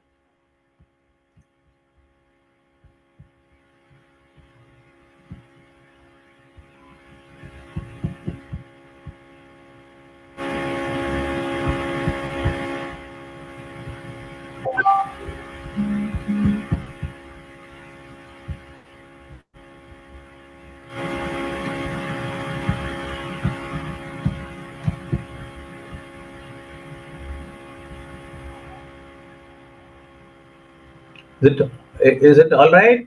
Yes, sir. Yes, sir. Just 1 minute.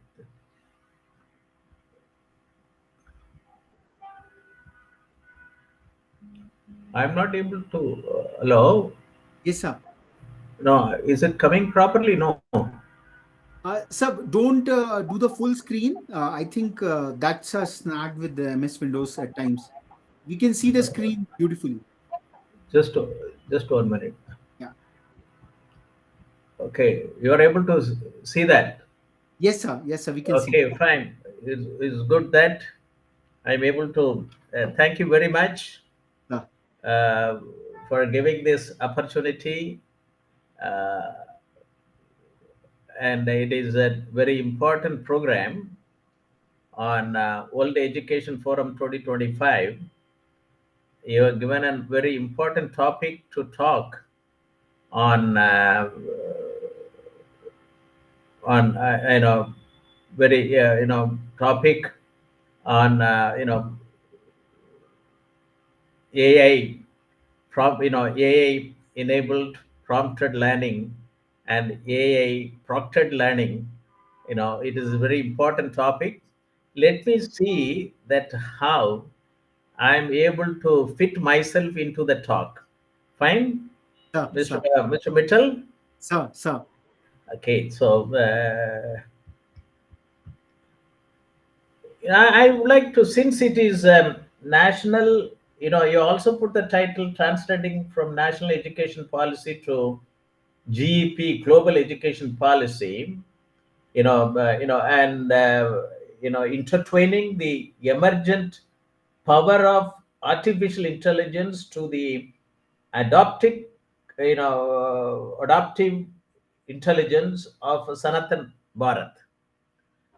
In 2015, when the national education policy was announced, I was asked to present a paper in a conference, that is All India Education Edu Leaders Third Regional Conference, on the theme Knowledge versus Skill. I used the title Formulation of New Education Policy 2015, Development of Smart Students Through Knowledge, Skill, Attitude, Ability Model, and Technology Adoption. This has been well received and the paper is still available. I think day before yesterday I received a message from academy.edu. They say that this paper has got about 700 reads, and it is very important that the today's topic, which Mr. Mittal and Madam Mittal has brought it out, is very important. That and that time, in order to bring out a good smart student, we need a smart teacher. The learning, self-learning at the level of student and self-learning at the level of teacher is very important. And this is a very important thing that which has come out. And also in this country, our education system also need a lot. Not only that national education policies come out, but in every subject of teaching, it has to be completely revamped.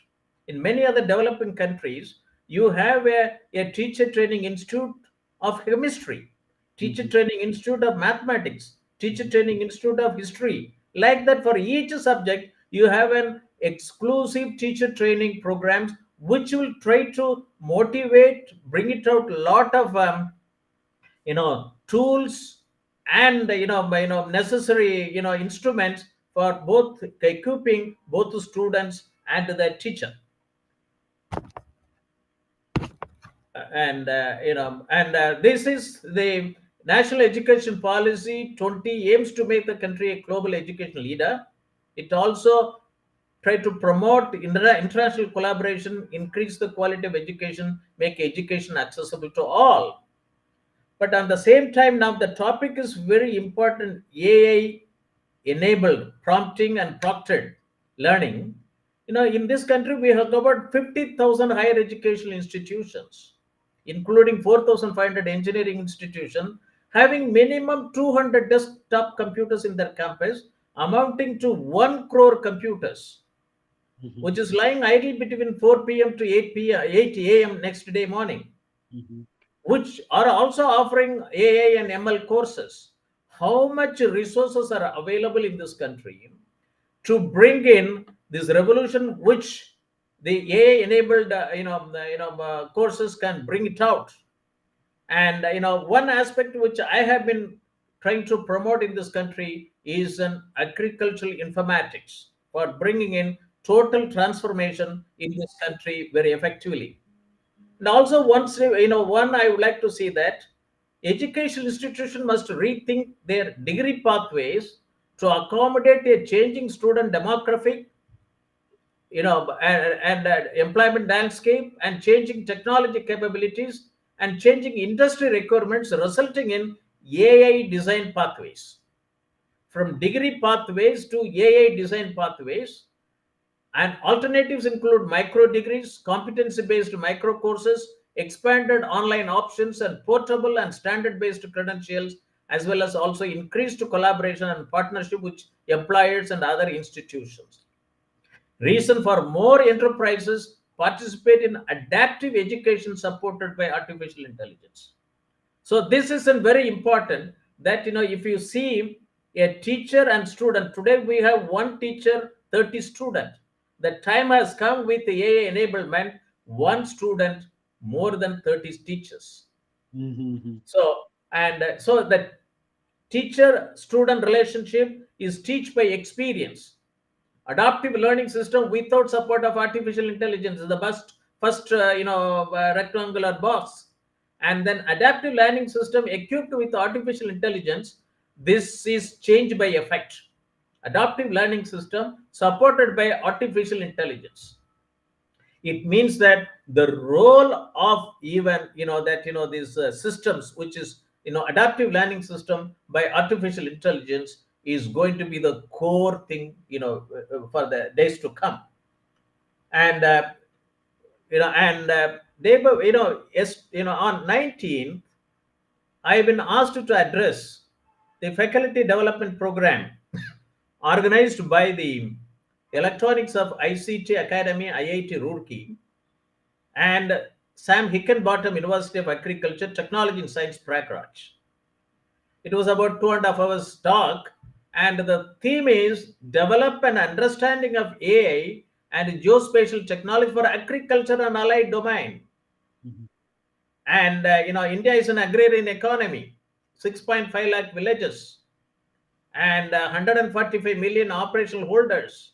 This village, the 6.5 lakh village and agricultural domain can bring in large scale application of artificial intelligence for productivity increase, and also bringing large scale agri-tech startups, that AI enabled agriculture startup in a very effective manner. And this is a very important thing that one has to look into it. And here the importance is that they've been promoting geospatial technology, remote sensing, AI in agriculture, machine learning in agriculture, remote sensing, GIS, and so on and so forth.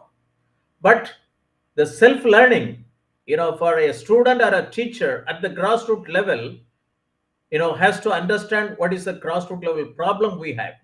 So when I showed this picture, that we have, this is based on 2011 census, 125 million operational holders, out of which 80% are small and marginal farmers, and the challenges in agriculture.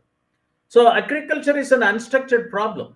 It is very suitable for artificial intelligence, for building up large scale use cases. Unfortunately, none of the computer science departments in India are taking agriculture use case, but which is now prominently being picked up. And to give the benefit of the participants, my journey is like this. This will be available. I was there in government service for 35 years in National Informatics Center. I was instrumental for bringing in district information system in 28 sectoral databases. The way in which we promoted in 1987 to 90, each one with the database development, the parameters which we announced, if the government would have built up that databases today for AI application at the grassroots level, would have got lot of databases, Mhm. right? A lot of databases. Today, we don't have a comprehensive database at the village level. And that's why that after my retirement I started, I joined the Soviet Institute of Engineering and Technology as a professor emeritus, established 5 centers of excellence: Center for Agricultural Informatics and E-Government Research Studies, Center for Center for Agribusiness and Disaster Management Studies, Center for Informatics Development Studies and Application, and Center for Industry 4.0 Technology Studies and Application, and Center for Health Informatics Computing, to bring in technology adoption for agricultural transformation in 6.5 lakh villages, that how to bring in digital technology in agriculture. I was also part of the Doubling Farmers Income by 2022 committee. I chaired the 2 volumes, volume 11, which is agriculture extension and ICT and digital technology in agriculture. Now coming back to our today's topic, AI prompted, and proctored self-learning revolutionizing education. The time will come that, for the student, you will have such type of dashboards. And it can be, either you call it as a national education or local education or global education. Now this will bring out, it's a education system is going, undergoing a large scale transformation. And AI is dual role in learning, tailoring a student depending upon his capability. That's why AI prompted learning and proctored self-learning, both for the teacher and for the student, is necessary. It is very important. And that this picture is giving a clarity very effectively. That is a live student pet, serum, analytics. And as of now, the proctoring, analysis is available, but it will become like a AI powered proctoring. And AI detected, issues and so on and so forth. It will be enormous, indicators, dashboard which will facilitate enhancing personalization, security, and efficiency in learning. And also that, Mr. Mitchell has asked me that this also please, that highlight it. AI prompted and proctored self-learning appreciate and differentiate as to how reliable and accredited AI prompted and proctored learning solutions can do for the learners at various levels and stages of learning, and more specifically what they cannot do. And we have to look at it in a common understanding whether we would like to have an automatic washing machine or a semi-automatic washing machine. Self-learning means, AI-enabled self-learning means every stage. The students are coming from different strata of the society. Teachers are coming from different strata of the society. A smart teacher and smart student have to meet, and it means that, with the present level of technology, present systems in which we operate it, it will be very difficult to bring it out that, this is, either prompted or proctored self-learning, but the technology AI facilitates. What is that? Introduction to AI prompted learning. It facilitates adaptive content for diverse learners' needs. It provides personalized feedback to improve outcomes, and it also, facilitate goal-driven pathways for structured learning. It's very important. We have got 6.5 lakh villages and about something like 3,500 towns and cities. So we have to take care of how these students from the rural area, from different strata of the society, also get the benefit of how the students from the cities are also getting. This technology facilitates, the adaptive content for a diverse learners' needs, personalized feedback to improve outcomes, and goal-driven pathways for structured learning. And then, that will also have, various recognized the biometric verifications, identity verifications, and which ensure secure authentications. And India is a country where we are now with an Aadhaar, and various other biometric facilities are available. And if it, as per the law, if it is allowed, for this identity verification, it will be well and good. Behavior monitoring, AI analysis student behavior using computer vision to detect anomalies, and automated system flags suspicious activities instantly for review. And then, with the importance of AI prompted and proctored learning will really make a globalized education. The topic is very good from NEP to GP. Scalable for global and remote learning environments it creates. It enables education to reach learners across geographical and socio-economic barriers. Today, our Indian population is throughout the world. And we have 22 constitutionally recognized languages. So now with the AI one, you deliver a talk in English or Tamil or Hindi, and it can be translated into different languages throughout the world. Promotes personalized and learner-centric approaches, ensures fairness and integrity in assessment, and enhances accessibility for underserved communities. AI tool make education available to those with limited access to traditional systems. Now, this is very important.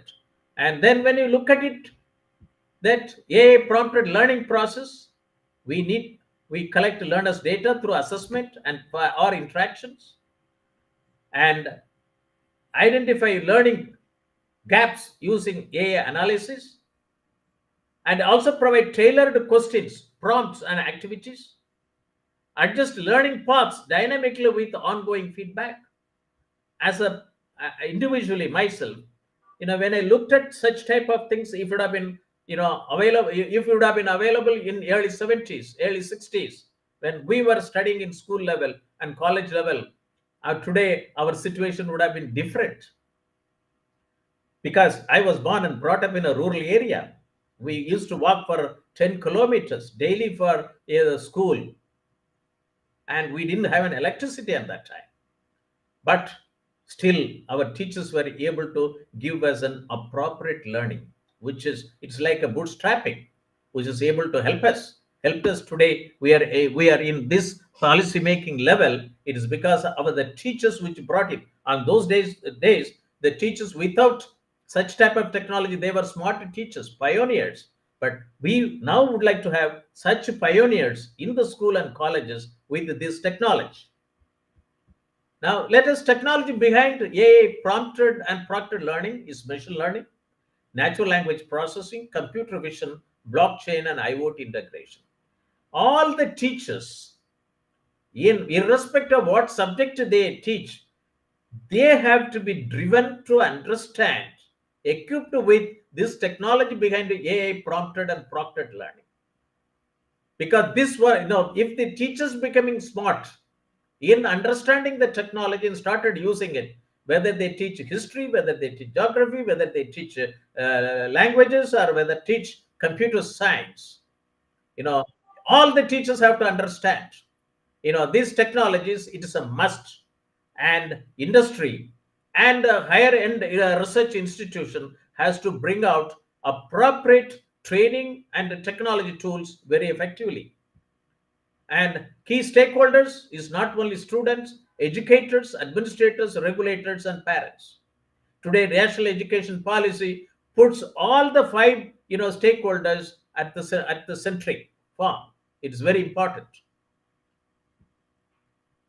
And real world applications is tailored study plan, which is, for example, that's adaptive exercise adjusted based on user proficiency.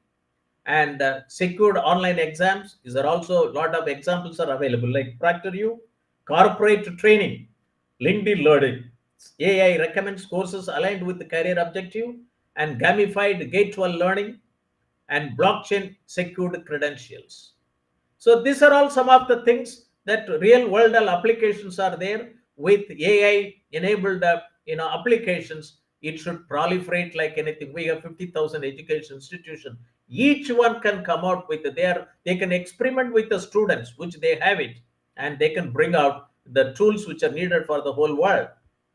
And then there are challenges in AI prompted and proctored learning.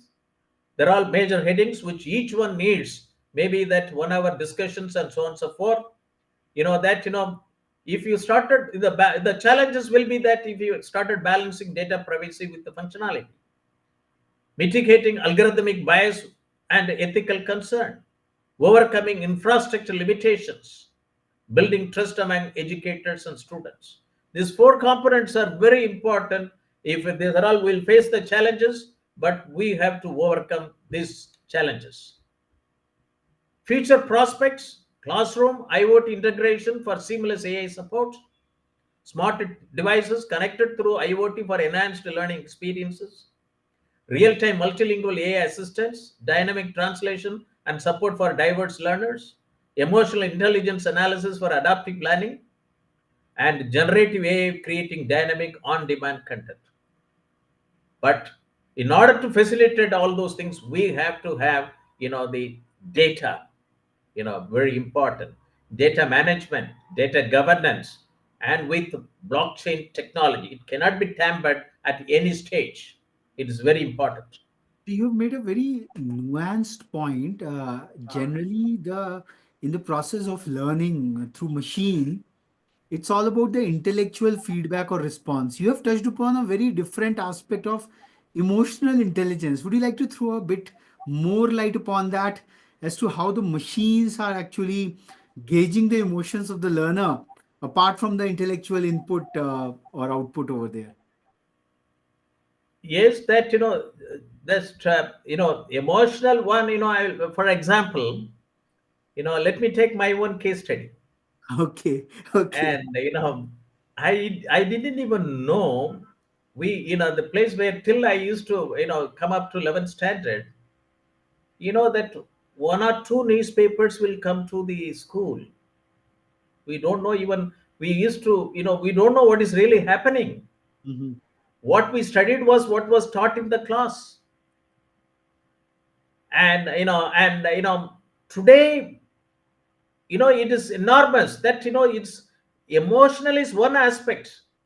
But one thing I would like to tell you, that every kid is born with the basic intelligence. Every kid is born with the basic intelligence, and what is varying is knowledge and the skill which you get from outside. Today we have to bring in technology to see to that his intelligence is getting, that it's like a, CPU, and the intelligence is being sharpened. Whether he is born in a village, whether it's a poor family or a rich family. So they, and is the emotional aspect is varying from, that student to student, and different strata. And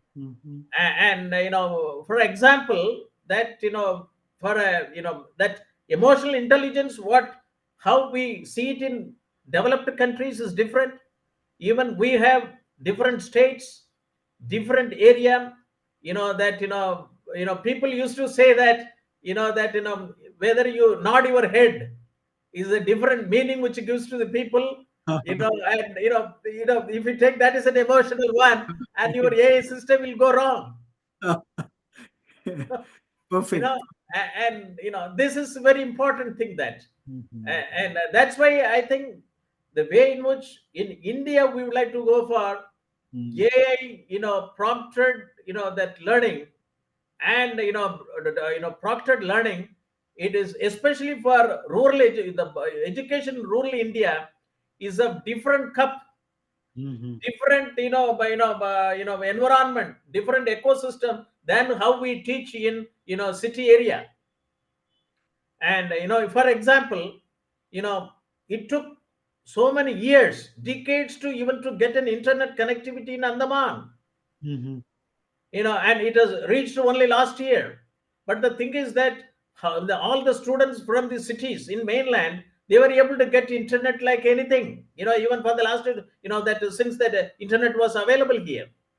And so emotional intelligence is, it's, if you see that intelligence is, every student is born with the, intelligence, which it's not different, but the knowledge, the skill which you get it, is different. Many people may not even know how to, today they have a smartphone, they have many phones. And I will tell you that generation in which I have come, I didn't even know how to, start a radio. When I went for MSc programs, I didn't know. We didn't have a radio. So you Then mean to somewhere say that even the adaptive learning AI would feed on my basic intelligences, the Harvard Gardner's theory of multiple intelligences, as to what kind of a learner I am, and based on my responses, the very smart system would tailor it across, give me contextual examples to that effect, and give me inferences from my preferential, I would say, mode of learning. Maybe no, I got, that's why I got. that's why the thing is that why I said that 50,000 educational institution, I'm giving a lab. Uh-huh. That if you bring out an system which from abroad, there the learning system is different, understanding is different.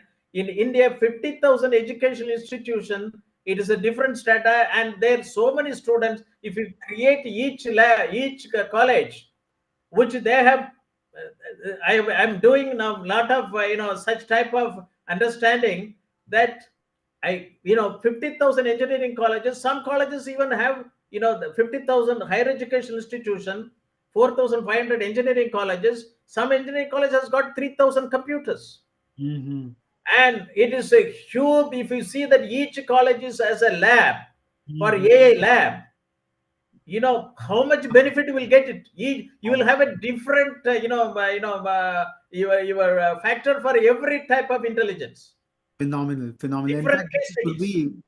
Sir has answered upon the digital divide question. What our earlier speaker Dipakshi Mahindruji had talked about, the digital divide of haves and have-nots, and perhaps the 4 p.m. to 8 a.m. window can be somewhat strategically deployed, and that's what I think the I beauty don't of. know now, as a former technocrat, I have been voicing in many forums, Uh-huh. and now I'm very happy to tell you that the Center for Agricultural Informatics and Human Research Studies, which I initiated in Soviet Institute of Engineering Technology 10 years back, Now, many engineering colleges are signing MOU to establish that center. They have realized that,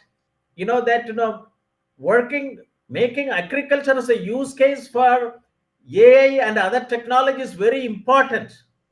Lovely, lovely, lovely. And and I will also would like to thank you that when I in 2013 you started an UN Civil Services Day, where you thought that every higher education institution should have an e-governance research center. I hope you remember that. And Sir, now sir. people now realizing that, yes, what Professor Modi said was right. Now let us have a Center for Agricultural Informatics and E-Governance Studies. In Tamil Nadu alone, 7 colleges have signed an MOU who have got students with 9,000, 10,000, 15,000 students. And one college has got about, that 5,000 students are studying IT. Lovely, lovely, lovely. I'm giving agriculture sector as a use case. You build up systems. Phenomenal, phenomenal, sir. So please carry on. Let me get on to that. Okay, thank you very much. And then you have I'm now associated with as a chief advisor in FASA, which is formal educational systems, eco systems for strategic software solutions. They are working on education 4.0 and 5.0, and they that systems, the key feature is that AI prompted learning, and personalization via AI, generative AI for dynamic content, and real-time analytics for educators. And then you have secure assessment with multiple factor authentications, AI driven monitoring with facial recognition, blockchain for tamper proof certificates, and AI powered solution compliant with global standards, advanced security and data privacy measures, and scalable system adaptable to any institution size, and proven expertise in educational technology. And the key task in AI prompted and proctored learning is collecting and analyzing learners' data for profiling. We have so many. I know in one of the task force which I mentioned, I think in 2008, I was part of the task force of IT in agriculture for the government of Jharkhand. There I suggested that we should capture the data from school level onwards, when every school, secondary board, higher secondary board, and university systems have computerized it. So we should build up students database from 10th standard onwards, that where it is standard, computerized, to build up a national level, students database. From that we should monitor and try to even give employment opportunities and so on and so forth. And it's a big data which is not available in one national level database to monitor every individual educated student. The summary is that AI prompted learning transforms education with the personalization. AI prompted systems ensure fairness and integrity. Together they enable accessible, ethical, and efficient education. But also I would like to prompt you that transforming India, which has got a land of opportunities through relevant education and vocational training. This is a paper which I published along with Mr. Krishan Kandam in 2021.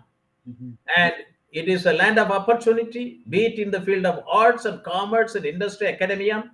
It's a powerhouse of talent. This 50,000 engineering colleges, 50,000 higher education institutions, through this adopting this AI prompted learning and AI proctored learning, which should facilitate, smart students and smart teachers, which in turn can bring in another Takshila or Nalanda in India. Globalization of education means is an IIT going and constructing a building in Africa. People should come to India. They should see our culture. They should eat our food. They should study our systems, and they should take back our technology. That is very important. And India has generated a preferred global study destinations, and we would like to become. We should become a Vishwa Guru once again. And also that even the national digital education architecture which is being developed by government of India, which should be seen at the village level. It's very important. And the education policy 2020 should be converted as a national education mission 2020. Mhm. And to overcome possible political overtones during its operationalization in the country and its benefits, to reach 6.5 lakh villages in a very concerted manner. There is an immediate need to adopt new technologies like AI, blockchain, and live on demand streaming to create a micro education system of the future that is responsive, relevant, and adapted to learners' needs, and helps the nation to truly become self-reliant by creating relevant and highly skilled workforce of the future. So I think this is, in nutshell, it's very important. And today's topic is it's need of the hour, and it enhances personalization, its security and efficiency learning, through AI prompted and proctored learning. Let us revolutionize our education system in India. Thank you very much. Thanks a lot, sir. And this is what Professor Moni brings to the table, the 3.5 decades of phenomenal, I would say, hands-on experience in devising this country's computing. And the day sir has seen the entire life cycle of it all. So we can say so that he is the most authoritative personality with the aggregate intelligence. And as we can see that it is now more of a governance challenge to really take that AI proctored and AI prompted learning, because computing has really evolved to that level where a new paradigm has just come into place. And we are really very fortunate to have Professor Moni on the World Education Forum 2025 on day two, where we are talking about the integral education, integration from multiple perspectives. And that's where Sir has really given the snapshot of integrating the multifarious information technologies in the context of India. And perhaps our biggest challenge would be how we take on this indigenous design, what doyens like Professor Moni propose. And perhaps this is not taken over by the foreign global corporations for their bottom line considerations, because India's requirements, realities, the social strata, the economic strata are entirely different out there. We hope that these learning sessions, what we have come, and this is a great mandate on the shoulders of Rethink India to keep batting and to keep championing these, I would say, nuggets of wisdom into really actionable items. And Professor Moni is always a person who brings frugal innovations to the table. He has that empathy and he has that connect with the grassroots and 6.5 lakh villages. If a technocrat like him, he bats on and on and on that it is not a country of 66 odd cities alone, which perhaps one worldview might like to position. It's a country, it's a civilization of 6.5 lakh villages. I think we are really very much endowed by great doyens like him. Thanks, pranams to you, sir. And we would continue under your inspiration and guidance to keep championing the spirit of Bharat, which was and which is still is and which would be a Vishwa Guru over there. Thank you so much, sir. That Just was 1 minute. uh, Thank you.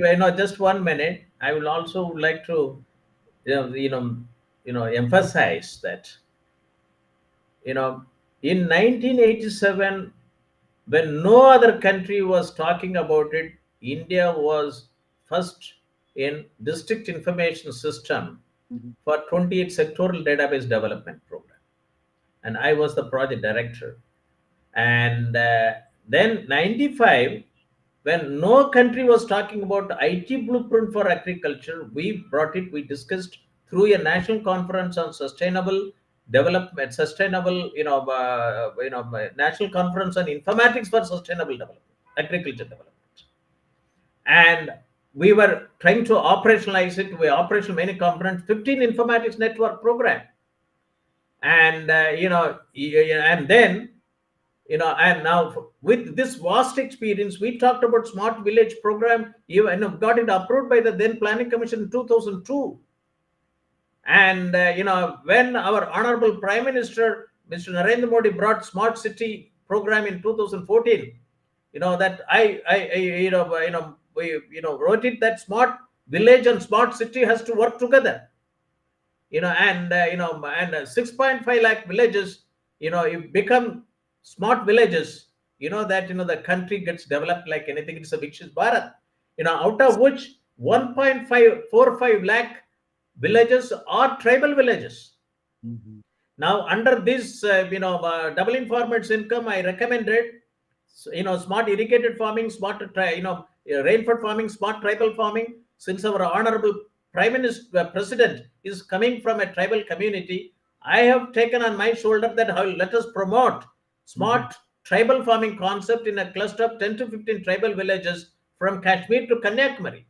If our honorable Prime Minister has announced that by 2047 India will become a Vikshit Bharat, Mhm. and this 1,45,000 tribal villages are also should become a part of Vikshit Bharat. That's why this smart tribal farming initiatives are on. Even we wish that this initiative has to come as a national mission on smart tribal farming in 2025, which is being declared, which has been declared, as 150th birth anniversary of Bhagavan Birsa Munda. Even I have, written a letter to the chief economic advisor of the government of India for a meeting that, which I wrote it on December 26, that 2024, that this mission, smart, smart tribal farming has to become a national mission on smart tribal farming to make the 1.45 lakh tribal villages as part of developed India, which is Bharat. I think Lovely. through this webinar scheme, and this is completely, that adoption of technology, digital technology in agriculture, and we are also bringing out commodity value chain, training of boys and girls, in various higher education institution work for villages. If 50,000 higher education institution adopt to 15 villages, it is even exceeding 6.5 lakh villages. Within 5 years, India will be developed India. Within 5 years, I think you know, that's what the Vyasa of, I would say, the technological deployment in the country. When the word is so much paranoid, I think it is joins Bharatiya Vyasas like Professor Moni, who really come to the fore to really integrate, to synthesize the most modern advances in technology with the anchor to the fundamental baseline, I would say, the agrarian intelligence of Sanatan Bharat. And that's what the intertwining and the integral intelligence of Bharat matters. I also felt it that when you put it in one of the word Sanatan Bharat, Sanatana Bharat, I think 50,000 higher education institution, 10 to 15 tribal villages, Yes, 200 computers they have it, and lovely. within by 2030, the every village can be digitalized, irrespective of whether the 810 district administration is doing their job or not. And this is what I think that 2025, and they should bring it out. Technology adoption, if people have a problem, let them use AI prompted learning, self learning, smart teachers, smart students, smart educational institution can make India great again. We hope and pray that these reverberations of Professor Moni, they really move out from this Manas Sarovar, as we have like to call this digital transaction. It is the Manas, the Man, where Shiv and Parvati, they talk, the Manas Sarovar we have overlooking the Kailas Parvat. I think with this spirit, we conclude, we take rest in today's deliberation, and tomorrow we would be moving forward to the focus, whereby the considerations of employability, research, the applied research of STEM with humanities, and a host of other thematics as a part of day three deliberations of World Education Forum 2025. Thank you, Professor Moni. Dr. Surbi, just quick formal word of thanks, and then we'll conclude. Yeah. Now, maybe that as an action point, one So, is that this is the bringing in 5,000 50,000 higher education institution, getting into digitalized India in a very big manner, and national mission on smart tribal farming as coming as a very important action plan. let it be an outcome of today's, this World Sure. Education Forum 2025. Sure, sir. Sure, sir. Because by 2030, 6.5 lakh villages has to be digitalized, smart villages, and India will become great once again. Sir, Thank you. thank you. Thank you.